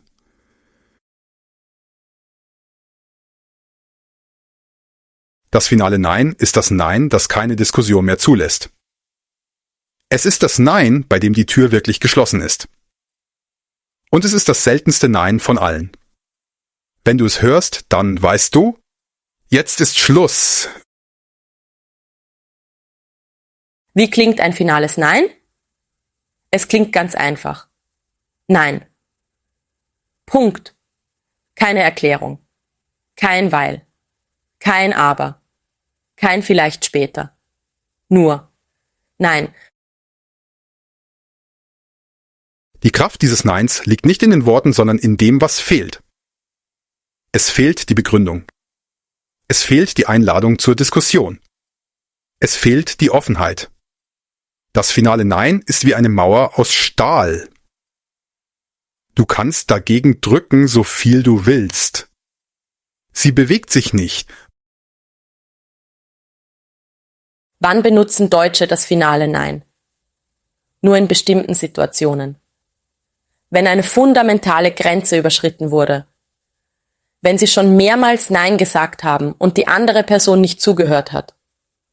Oder wenn etwas so stark gegen ihre persönlichen Werte geht, dass es keine Diskussion gibt. Lass uns eine Geschichte erzählen, die das zeigt. Stell dir vor, du heißt Martha. Du arbeitest in einem Unternehmen. Dein Chef, Herr Weber, hat dir mehrmals gesagt, dass Überstunden freiwillig sind. Aber dann beginnt er dich immer wieder zu fragen, ob du nicht noch länger bleiben kannst. Erst sagst du manchmal ja, manchmal nein, heute geht es nicht. Er akzeptiert das. Aber eines Tages sagt er, Martha, dieses Projekt ist wichtig. Ich brauche, dass du die nächsten 3 Wochen jeden Tag bis 20 Uhr arbeitest. Ohne Bezahlung. Das ist Teil deiner Verantwortung. Martha schaut ihn an und sagt, nein. Herr Weber ist überrascht. Er sagt Punkt. Aber das Projekt, Martha unterbricht ihn. Nein. Er versucht es noch einmal. Wir können darüber sprechen, vielleicht. Martha schüttelt den Kopf. Nein, das überschreitet meine Grenzen. Das ist nicht verhandelbar. Das ist das finale Nein. Herr Rister, Herr Weber hat eine Grenze überschritten. Er hat versucht, unbezahlte Überstunden zu erzwingen, obwohl er vorher gesagt hatte, dass sie freiwillig sind. Martha hat klar kommuniziert. Hier ist die Linie, darüber spreche ich nicht. Das finale Nein ist ein Akt der Selbstachtung. Es sagt, ich schütze mich, ich schütze meine Werte und ich bin nicht bereit, das zu verhandeln. Noch ein Beispiel. Stell dir vor, jemand bittet dich immer wieder um Geld. Du hast schon 3-mal Nein gesagt und erklärt warum. Aber die Person kommt wieder und wieder. Irgendwann sagst du nur noch Nein. Ohne Erklärung. Ohne Diskussion. Die Person hat schon alle Informationen. Sie respektiert nur deine Grenze nicht. Und jetzt zeigst du, die Grenze ist fest. Kleine Vokabelinsel. Die Konsequenz. Eine Konsequenz ist eine Folge, ein Ergebnis, das aus einer Handlung entsteht. Zum Beispiel, wenn du das tust, hat das Konsequenzen. Das Finale, Nein ist oft eine Konsequenz. Es kommt, wenn alle anderen Neins ignoriert wurden. Noch eine Vokabel. Die Integrität. Integrität bedeutet, dass du zu deinen Werten stehst, dass du ehrlich und konsequent bist, dass du deine Prinzipien nicht verkaufst. Das Finale. Nein schützt deine Integrität. Wie reagierst du, wenn du ein finales Nein hörst? Die einzige richtige Reaktion ist, okay, ich respektiere das. Und dann ziehst du dich zurück. Würdevoll. Ohne Drama. Ohne Groll. Ohne zu diskutieren. Ohne zu versuchen, die Person zu überzeugen. Warum? Weil das finale Nein eine Grenze ist. Und Grenzen zu respektieren ist eine der wichtigsten sozialen Fähigkeiten, die du in Deutschland und überall lernen kannst. Wenn du ein finales Nein ignorierst, zerstörst du die Beziehung. Wenn du es respektierst, zeigst du Reife und Respekt. Das Finale. Nein ist selten. Ich habe es in meinem Leben nur ein paar Mal gehört. Und jedes Mal wusste ich sofort, das ist ernst. Das ist nicht der Moment zu diskutieren, das ist der Moment zu akzeptieren und weiterzugehen. Praktische Anwendung. 3 konkrete Übungen. Jetzt fragst du dich vielleicht, okay, ich habe alle 7 Codes gelernt. Aber wie wende ich das in der Praxis an? Wie unterscheide ich in einem echten Gespräch, welches Nein ich gerade höre? Und wie kann ich mein inneres Programm so verändern, dass ich automatisch besser mit deutschen Neins umgehen kann? Genau das schauen wir uns jetzt an. Ich gebe dir 3 konkrete Übungen, die dein Leben sofort verändern werden. 3 Werkzeuge, die du jeden Tag nutzen kannst.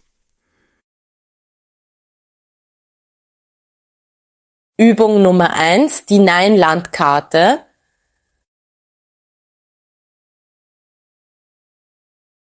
Die erste Übung nenne ich die Nein-Landkarte. Das ist eine mentale Vorbereitung, die dir hilft, ruhig zu bleiben, wenn du ein Nein hörst. So funktioniert es. Nimm ein aktuelles Problem in deinem Leben. Etwas, wo du mit Deutschen zu tun hast und wo du ein Nein bekommen könntest oder schon bekommen hast. Schreib das Problem in die Mitte eines Blattes Papier. Zum Beispiel: Ich möchte meinem Chef einen Vorschlag für ein neues Projekt machen. Das schreibst du in die Mitte. Und jetzt schreibst du um dieses Problem herum alle möglichen Neins, die du hören könntest. Ordne sie den 7 Codes zu. Logik: Nein. Das geht nicht, weil wir kein Budget haben. Prozess: Nein. Prinzipiell gut, aber erst nach dem Quartalsabschluss. Daten: Nein. Mal schauen, zeig mir erst eine Analyse. Schutz: Nein. Ich rate dir davon ab, das ist zu riskant. Respekt: Nein. Ich kann nicht versprechen, dass das klappt. Passives Nein? Eigentlich nicht. Finales Nein. Nein. Für jedes mögliche Nein schreibst du auch eine Reaktion auf. Was würdest du sagen? Wie würdest du nachfragen? Welche Tür könntest du öffnen? Das Geniale an dieser Übung ist, du bereitest dich mental vor. Du nimmst dem Nein die emotionale Ladung. Wenn du dann tatsächlich ein Nein hörst, bist du nicht überrascht oder verletzt. Du denkst, das ist ein Logik-Nein. Okay, ich frage nach dem Grund und wir finden eine Lösung. Du bist vorbereitet. Du bist ruhig. Du bist in Kontrolle. Das ist wie ein Feuerwehrmann, der einen Notfallplan hat. Wenn das Feuer kommt, gerät er nicht in Panik. Er weiß genau, was zu tun ist. Lass uns das konkret durchspielen. Stell dir vor, du willst deinen Vermieter fragen, ob du eine Katze halten darfst. Du schreibst in die Mitte: Ich möchte eine Katze. Dann schreibst du die möglichen Nein. Logik: Nein. Nein, weil im Mietvertrag steht, dass keine Haustiere erlaubt sind. Deine Reaktion: Verstehe. Gibt es eine Möglichkeit, eine Ausnahme zu machen, oder kann der Vertrag angepasst werden? Prozess? Nein. Prinzipiell okay, aber ich muss erst die Hausverwaltung fragen. Deine Reaktion? Super, danke. Wann können Sie die Hausverwaltung fragen? Kann ich dabei helfen? Daten: Nein. Mal schauen, ich bin nicht sicher. Deine Reaktion? Was würde Sie überzeugen? Kann ich Ihnen Referenzen zeigen, dass ich verantwortungsvoll mit Haustieren umgehe? Siehst du? Für jedes Nein hast du eine Strategie. Das gibt dir Sicherheit.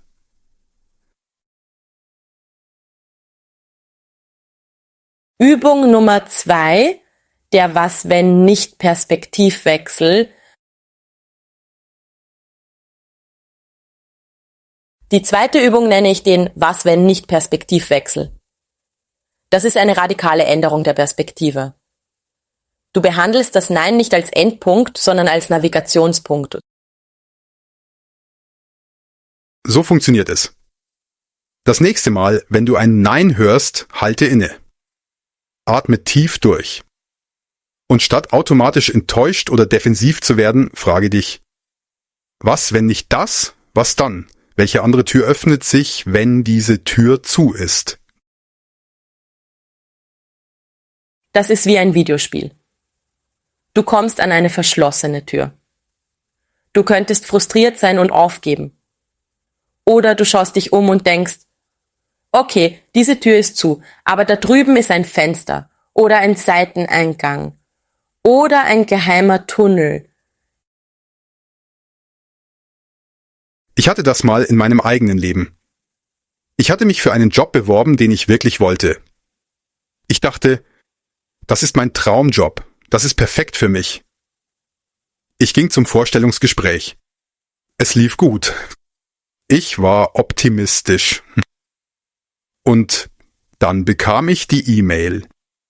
Vielen Dank für Ihr Interesse, aber wir haben uns für einen anderen Kandidaten entschieden. Mein erster Gedanke war, das ist eine Katastrophe. Ich bin nicht gut genug. Was mache ich jetzt? Ich war frustriert. Ich war enttäuscht. Aber dann erinnerte ich mich an den Perspektivwechsel. Ich fragte mich, was, wenn dieser Job nicht meiner war? Was, wenn es etwas Besseres gibt? Und ich beschloss, weiterzusuchen. 3 Monate später bekam ich ein Angebot für einen anderen Job. Und dieser Job war so viel besser für mich. Bessere Kollegen, bessere Projekte, bessere Work-Life-Balance. Ich hätte diesen Job nie gefunden, wenn ich den ersten Job bekommen hätte. Das Nein war ein Segen. Aber ich hätte es nie gesehen, wenn ich nicht die Perspektive gewechselt hätte. Hier ist die Übung für dich. Denke an ein Nein, das du kürzlich bekommen hast. Etwas, das dich enttäuscht hat. Schreib es auf und dann schreib 3 mögliche positive Folgen dieses Neins. 3 Türen, die sich vielleicht öffnen, weil diese eine Tür zu ist. Zum Beispiel: Ich wurde für die Wohnung abgelehnt. Positive Folgen: Vielleicht war die Wohnung zu teuer und ich spare jetzt Geld. Vielleicht finde ich eine bessere Wohnung in einer anderen Nachbarschaft. Vielleicht lerne ich durch die Suche mehr über die Stadt kennen. Das ändert nicht die Tatsache, dass das Nein im Moment wehgetan hat. Aber es ändert deine Beziehung zu dem Nein. Du siehst es nicht mehr als Feind. Du siehst es als Wegweiser. Übung Nummer 3, die Danke für die Ehrlichkeit-Technik.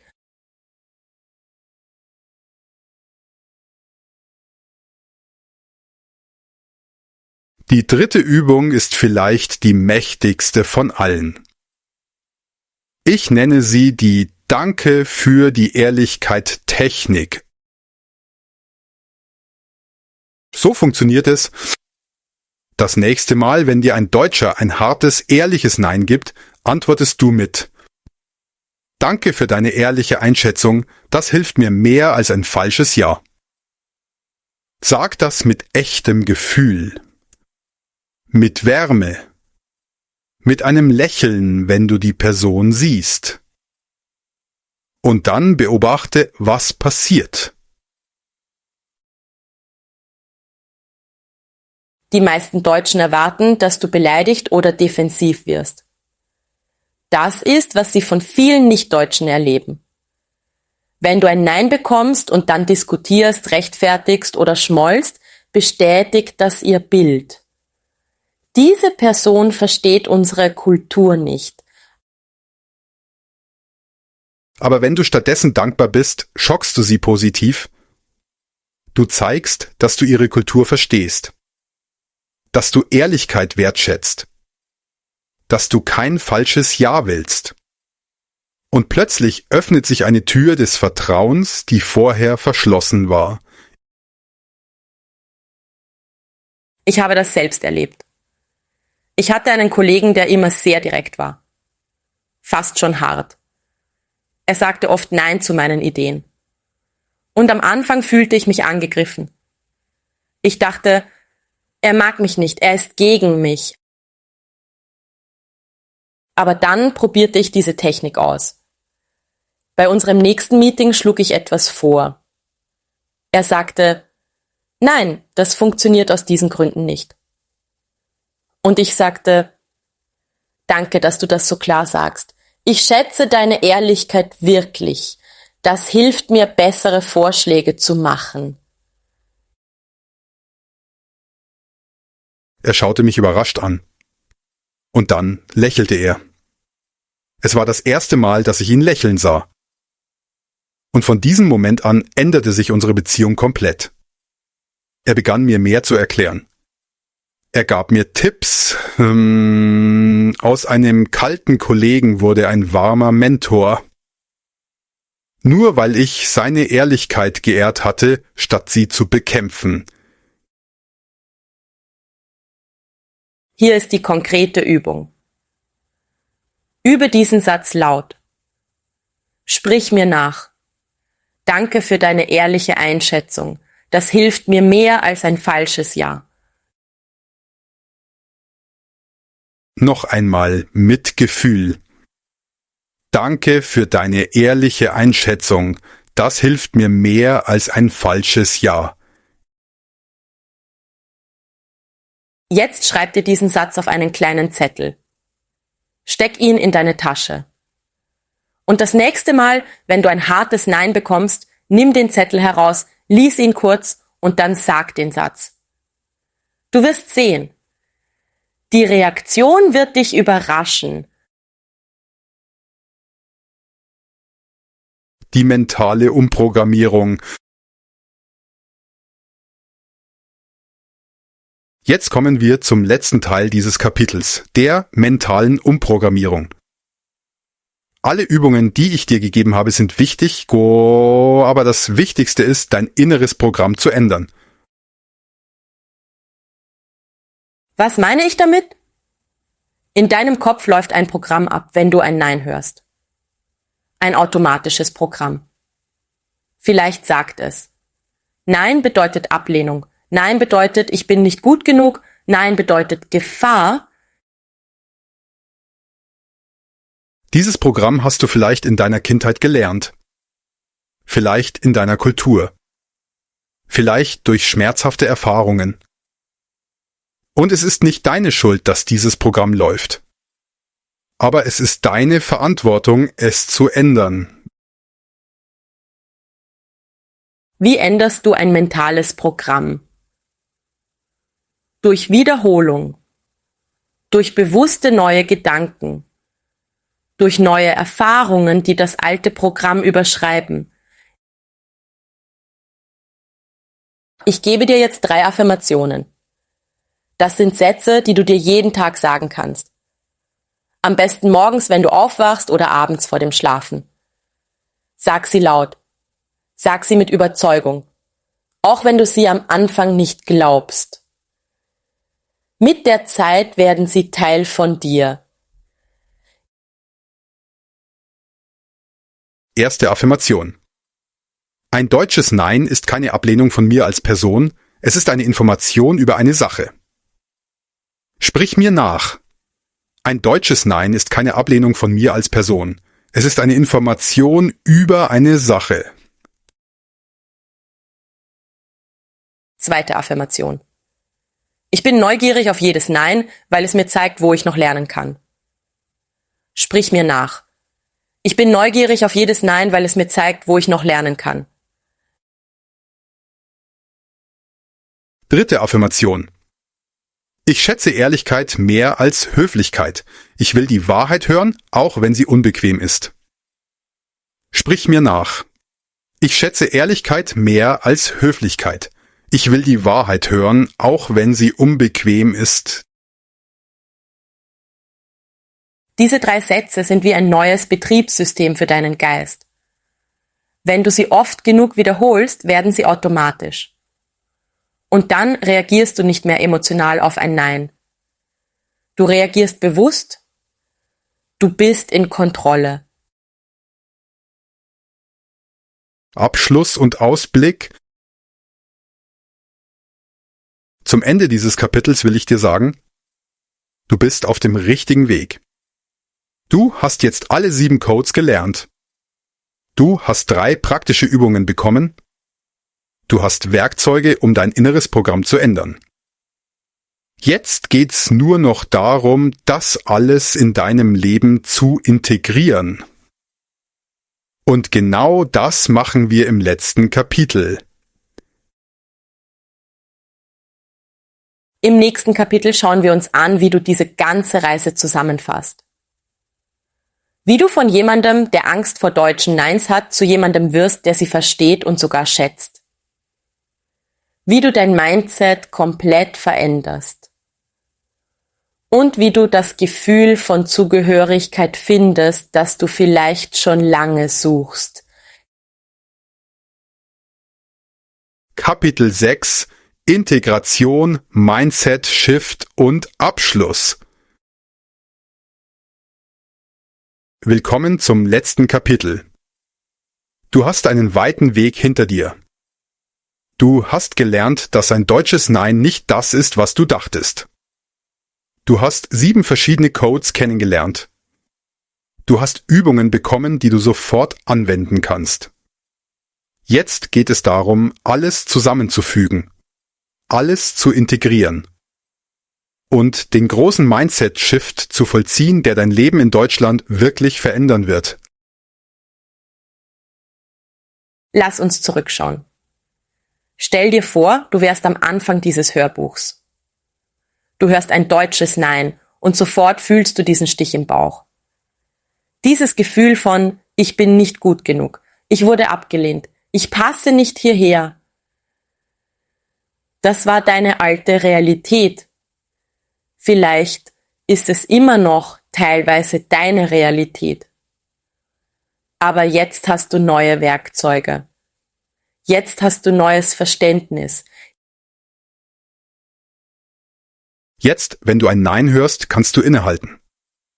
Du kannst tief durchatmen. Und du kannst dich fragen, welcher Code ist das? Was wird hier wirklich gesagt? Du bist nicht mehr hilflos. Du bist nicht mehr das Opfer der Situation. Du bist der Beobachter, der Analytiker, der aktive Gestalter des Gesprächs. Das ist ein riesiger Unterschied. Das ist der Unterschied zwischen jemandem, der in einem Fluss treibt und hoffen muss, dass er irgendwo Gutes ankommt, und jemandem, der schwimmen kann und selbst bestimmt, wohin er will. Die Kletterwand-Metapher. Lass uns das mit einer größeren Metapher vertiefen. Ich habe dir am Anfang gesagt, das deutsche Nein ist wie eine Mauer, gegen die du rennst. Aber jetzt, am Ende dieses Hörbuchs, möchte ich diese Metapher ändern. Das deutsche Nein ist keine Mauer. Es ist eine Kletterwand. Stell dir eine Kletterwand vor. Sie sieht von unten bedrohlich aus. Hoch, steil, schwierig. Wenn du nicht klettern kannst, stehst du davor und denkst, das ist unmöglich, das schaffe ich nie. Aber wenn du klettern lernst, siehst du plötzlich, überall sind Griffe, überall sind Tritte. Jedes Nein ist ein Griff, ein Halt, der dich höher bringt. Das Logik-Nein ist ein Griff, der dir zeigt: Hier ist ein Problem. Löse es und du kommst weiter. Das Prozess-Nein ist ein Tritt, der sagt: Folge den Schritten und du erreichst das Ziel. Das Daten-Nein ist ein Griff, der fordert: Zeig mir Beweise und ich ziehe dich hoch. Das Schutz-Nein ist ein Griff, der warnt: Nicht da hoch, da ist es gefährlich, geh hier lang. Das Respekt-Nein ist ein fester Griff, der sagt: Ich bin ehrlich zu dir, weil ich dich respektiere. Das passive Nein ist ein weicher Griff, der flüstert: Hier ist eine Grenze, respektiere sie.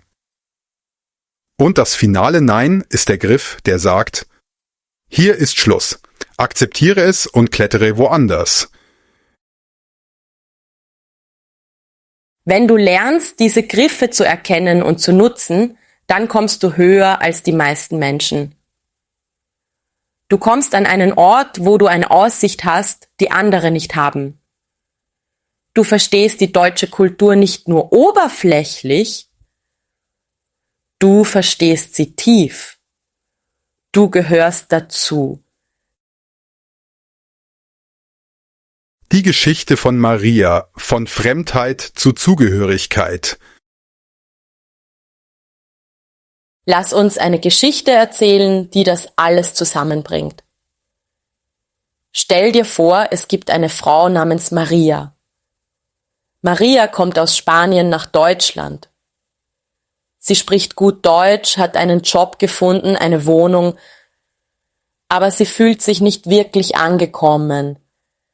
Sie fühlt sich immer ein bisschen außen vor, ein bisschen fremd. Am Anfang versteht Maria nicht warum. Sie denkt: Ich spreche die Sprache, ich mache alles richtig, warum fühlt es sich trotzdem falsch an? Und dann merkt sie, es sind die Neins. Überall bekommt sie Neins. Im Büro, beim Vermieter, bei neuen Bekannten. Und jedes Nein fühlt sich wie eine kleine Ablehnung an. Maria beginnt, sich zurückzuziehen. Sie sagt in Meetings weniger. Sie fragt seltener um Hilfe. Sie baut eine Mauer um sich herum. Sie denkt: Wenn ich nichts vorschlage, kann ich auch nicht abgelehnt werden. Aber dann passiert etwas. Maria hört dieses Hörbuch. Oder sie liest ein Buch über deutsche Kommunikation. Oder sie spricht mit jemandem, der ihr erklärt, ein deutsches Nein ist anders. Und plötzlich versteht sie. Sie versteht die Codes. Sie versteht die Trennung zwischen Sachebene und Beziehungsebene. Maria beschließt, es anders zu probieren. Sie geht in das nächste Meeting und schlägt eine Idee vor. Ihr Kollege sagt: Nein, das geht so nicht, weil wir nicht genug Budget haben. Und Maria, statt sich zurückzuziehen, sagt: Verstehe, was wäre eine kostengünstigere Alternative? Und plötzlich sind sie in einem konstruktiven Gespräch. Ein paar Wochen später fragt Maria ihren Vermieter, ob sie die Wohnung renovieren darf.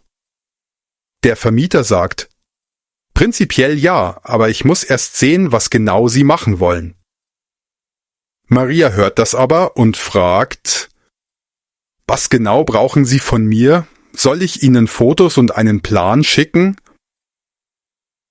Der Vermieter ist beeindruckt. Ja, genau. Dann können wir darüber sprechen. Nach einem halben Jahr hat Maria eine komplett andere Erfahrung in Deutschland. Sie fühlt sich nicht mehr fremd. Sie versteht die Sprache hinter der Sprache. Sie hat gelernt, Neins als Informationen zu sehen, nicht als Angriffe. Und plötzlich öffnen sich Türen, die vorher verschlossen schienen. Maria findet Freunde. Nicht nur oberflächliche Bekannte, sondern echte Freunde, die ehrlich zu ihr sind. Sie bekommt eine Beförderung im Job, weil sie gelernt hat, konstruktiv mit Kritik umzugehen. Sie fühlt sich zu Hause. Und das Interessante ist, die Deutschen um sie herum haben sich nicht verändert. Sie sagen immer noch Nein, genauso wie vorher. Aber Maria hat sich verändert. Sie hört anders zu. Sie reagiert anders. Und das macht den ganzen Unterschied.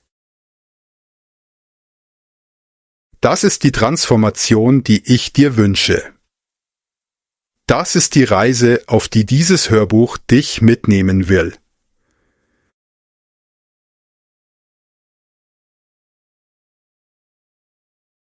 Bevor wir zum Ende kommen, lass uns nochmal die wichtigsten Vokabeln wiederholen, die wir in diesem Hörbuch gelernt haben. Diese Wörter sind nicht nur Wörter. Sie sind Schlüssel zum Verständnis der deutschen Kultur. Respekt, das Gefühl, dass jemand wertvoll ist, dass man ihn ernst nimmt. Respekt zeigt man in Deutschland oft durch Ehrlichkeit, nicht durch oberflächliche Freundlichkeit. Vertrauen, das Gefühl, dass man sich auf jemanden verlassen kann. Vertrauen baut man durch Zuverlässigkeit auf. Ein ehrliches Nein baut mehr Vertrauen auf als ein falsches Ja. Klarheit, die Qualität, deutlich und unmissverständlich zu sein. Deutsche lieben Klarheit. Sie wollen wissen, woran sie sind. Zugehörigkeit, das Gefühl, Teil von etwas zu sein, dazuzugehören, akzeptiert zu sein. In Deutschland entsteht Zugehörigkeit nicht durch oberflächliche Nettigkeit, sondern durch echtes Verständnis und gegenseitigen Respekt. Sachebene und Beziehungsebene, die zwei Ebenen der Kommunikation. Deutsche trennen oft zwischen der Sache, über die man spricht, und der persönlichen Beziehung. Ehrlichkeit, die Qualität, die Wahrheit zu sagen, auch wenn sie unangenehm ist. In Deutschland ist Ehrlichkeit oft wichtiger als Höflichkeit. Grenze, eine Linie, die man nicht überschreiten sollte. Jeder Mensch hat Grenzen. Sie zu respektieren ist fundamental. Sprich diese Wörter leise nach. Fühle, wie sie sich in deinem Mund anfühlen. Diese Wörter sind jetzt Teil deines Werkzeugkastens.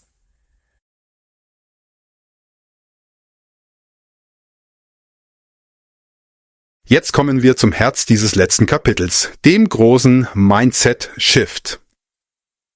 Was ist ein Mindset? Ein Mindset ist deine grundlegende Einstellung, deine Art zu denken, deine innere Haltung zur Welt.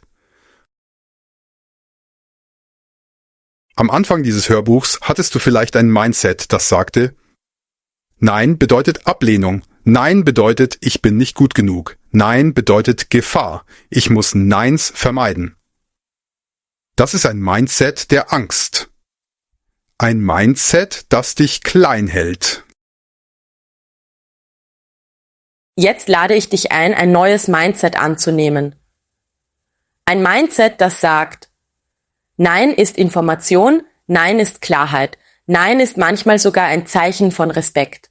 Ich bin neugierig auf Neins, weil sie mir zeigen, wo ich lernen und wachsen kann. Das ist ein Mindset der Neugier. Ein Mindset der Stärke. Ein Mindset, das dich wachsen lässt. Wie vollziehst du diesen Shift? Nicht von heute auf morgen. Nicht durch eine einzige Entscheidung, sondern durch viele kleine Schritte. Durch viele kleine Momente, in denen du bewusst anders reagierst. Stell dir vor, du hörst ein Nein. Dein alter Autopilot will sagen: Oh nein, wieder abgelehnt. Aber dann hältst du inne. Du atmest. Und du sagst zu dir selbst: Moment, Was für ein Nein ist das? Was wird hier wirklich gesagt? Erst, das ist ein kleiner Moment. Vielleicht nur 3 Sekunden. Aber in diesen 3 Sekunden veränderst du dein Mindset. Tu das 100-mal, 1000-mal. Und plötzlich ist es keine bewusste Anstrengung mehr. Es ist automatisch. Du hörst ein Nein und automatisch analysierst du es. Automatisch bist du neugierig. Automatisch reagierst du konstruktiv. Das ist wie Fahrradfahren lernen. Am Anfang musst du über jeden Schritt nachdenken. Tritt in die Pedale, halte das Gleichgewicht, lenke vorsichtig. Aber irgendwann machst du es einfach. Automatisch. Ohne nachzudenken.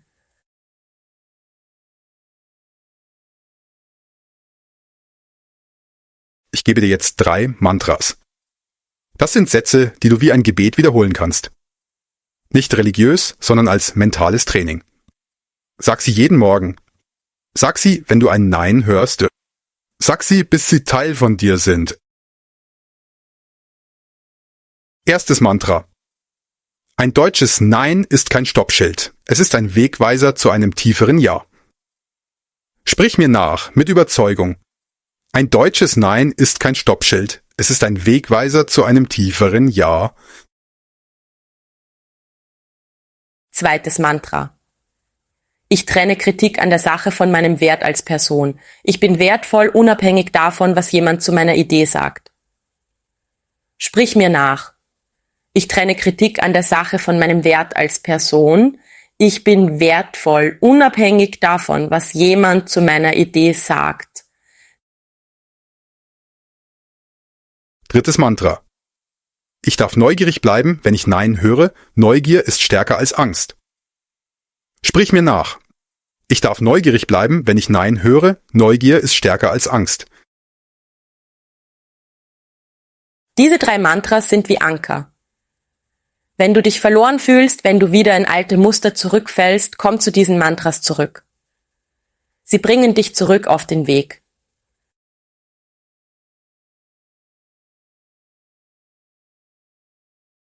Jetzt möchte ich dir etwas Persönliches sagen. Ich weiß, wie schwer es ist, in einem fremden Land zu leben. Ich weiß, wie es sich anfühlt, wenn man die Sprache spricht, aber trotzdem das Gefühl hat, nicht verstanden zu werden. Ich weiß, wie einsam es sein kann, wenn man gegen unsichtbare Wände rennt. Aber ich weiß auch, es wird besser. Es wird nicht einfacher, die Deutschen werden nicht plötzlich anders kommunizieren, aber es wird leichter für dich. Weil du verstehst. Weil du die Codes kennst. Weil du weißt, dass ein Nein nicht das Ende ist, sondern oft ein Anfang. Dieses Gefühl, wenn du ein Nein hörst und innerlich lächeln musst, weil du den Code erkennst, das ist unbezahlbar.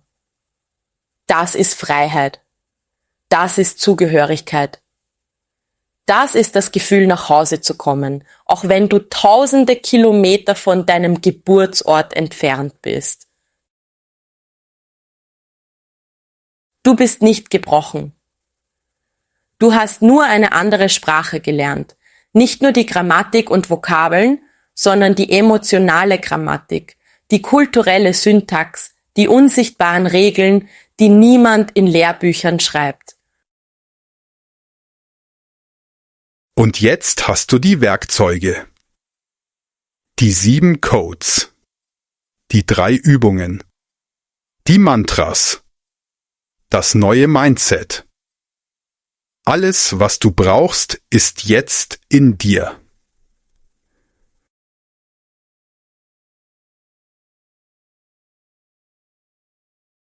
Ich möchte dich zu etwas einladen. Nimm das, was du in diesem Hörbuch gelernt hast, und teste es im echten Leben. Geh raus, hab ein Gespräch, stell eine Frage, mach einen Vorschlag. Und wenn du ein Nein hörst und du wirst eins hören, dann erinnere dich an dieses Hörbuch. Erinnere dich an die Codes. Atme. Analysiere. Reagiere bewusst. Und dann, wenn du magst, schreib mir. Schreib in die Kommentare, wenn das ein Video ist. Schreib eine E-Mail, wenn das ein Podcast ist. Erzähl mir. Welcher der 7 Codes war für dich die größte Offenbarung? War es das Logik-Nein, das Prozess-Nein, das Respekt-Nein? Und was ist passiert, als du es das erste Mal im echten Leben erkannt hast? Deine Geschichte hilft nicht nur mir. Sie hilft tausenden anderen Menschen, die genau dasselbe durchmachen wie du. Die sich genauso verloren fühlen. Die genauso nach Antworten suchen. Wenn du deine Geschichte teilst, gibst du ihnen Hoffnung. Du zeigst ihnen, es ist möglich. Ich habe es geschafft. Du schaffst es auch.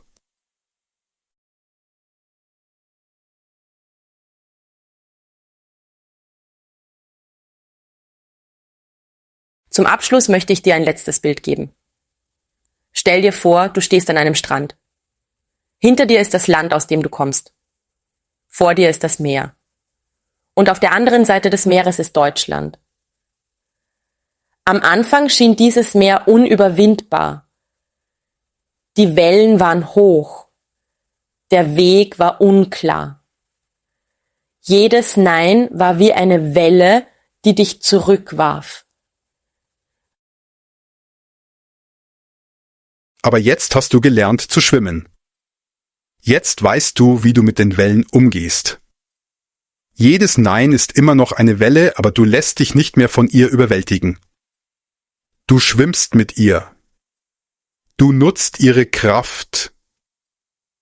Und langsam, Schritt für Schritt kommst du näher an das andere Ufer. Und eines Tages wirst du ankommen. Du wirst aus dem Wasser steigen, dich umschauen und merken, ich bin angekommen, ich gehöre hierher. Nicht, weil ich mich verbogen habe, nicht, weil ich aufgehört habe, ich selbst zu sein, sondern weil ich gelernt habe, eine neue Sprache zu sprechen. Die Sprache der deutschen Kommunikation. Die Sprache der Neins, die eigentlich Ja's sind.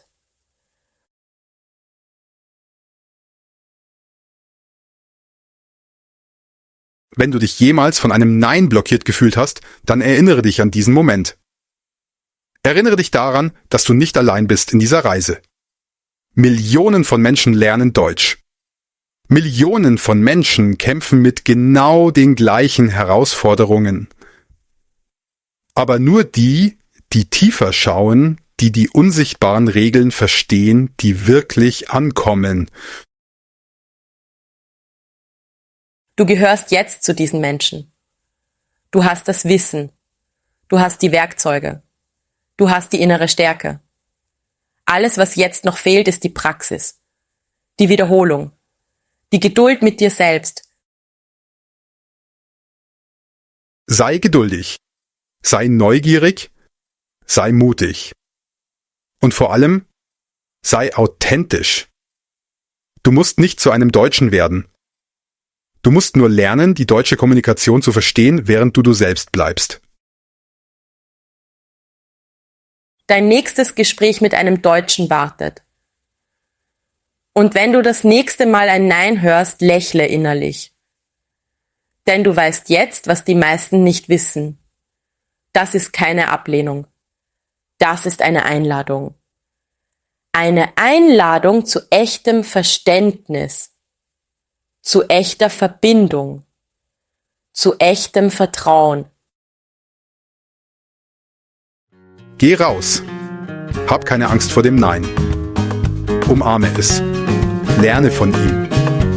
Und du wirst sehen, die Tür, die du für verschlossen hieltest, war die ganze Zeit offen. Du musstest nur lernen, wie man sie richtig öffnet. Ich danke dir, dass du diese Reise mit mir gemacht hast. Ich danke dir für deine Offenheit, für deine Bereitschaft zu lernen, für deinen Mut, anders zu denken. Du bist auf dem richtigen Weg. Und ich bin stolz auf dich. bis zum nächsten Mal.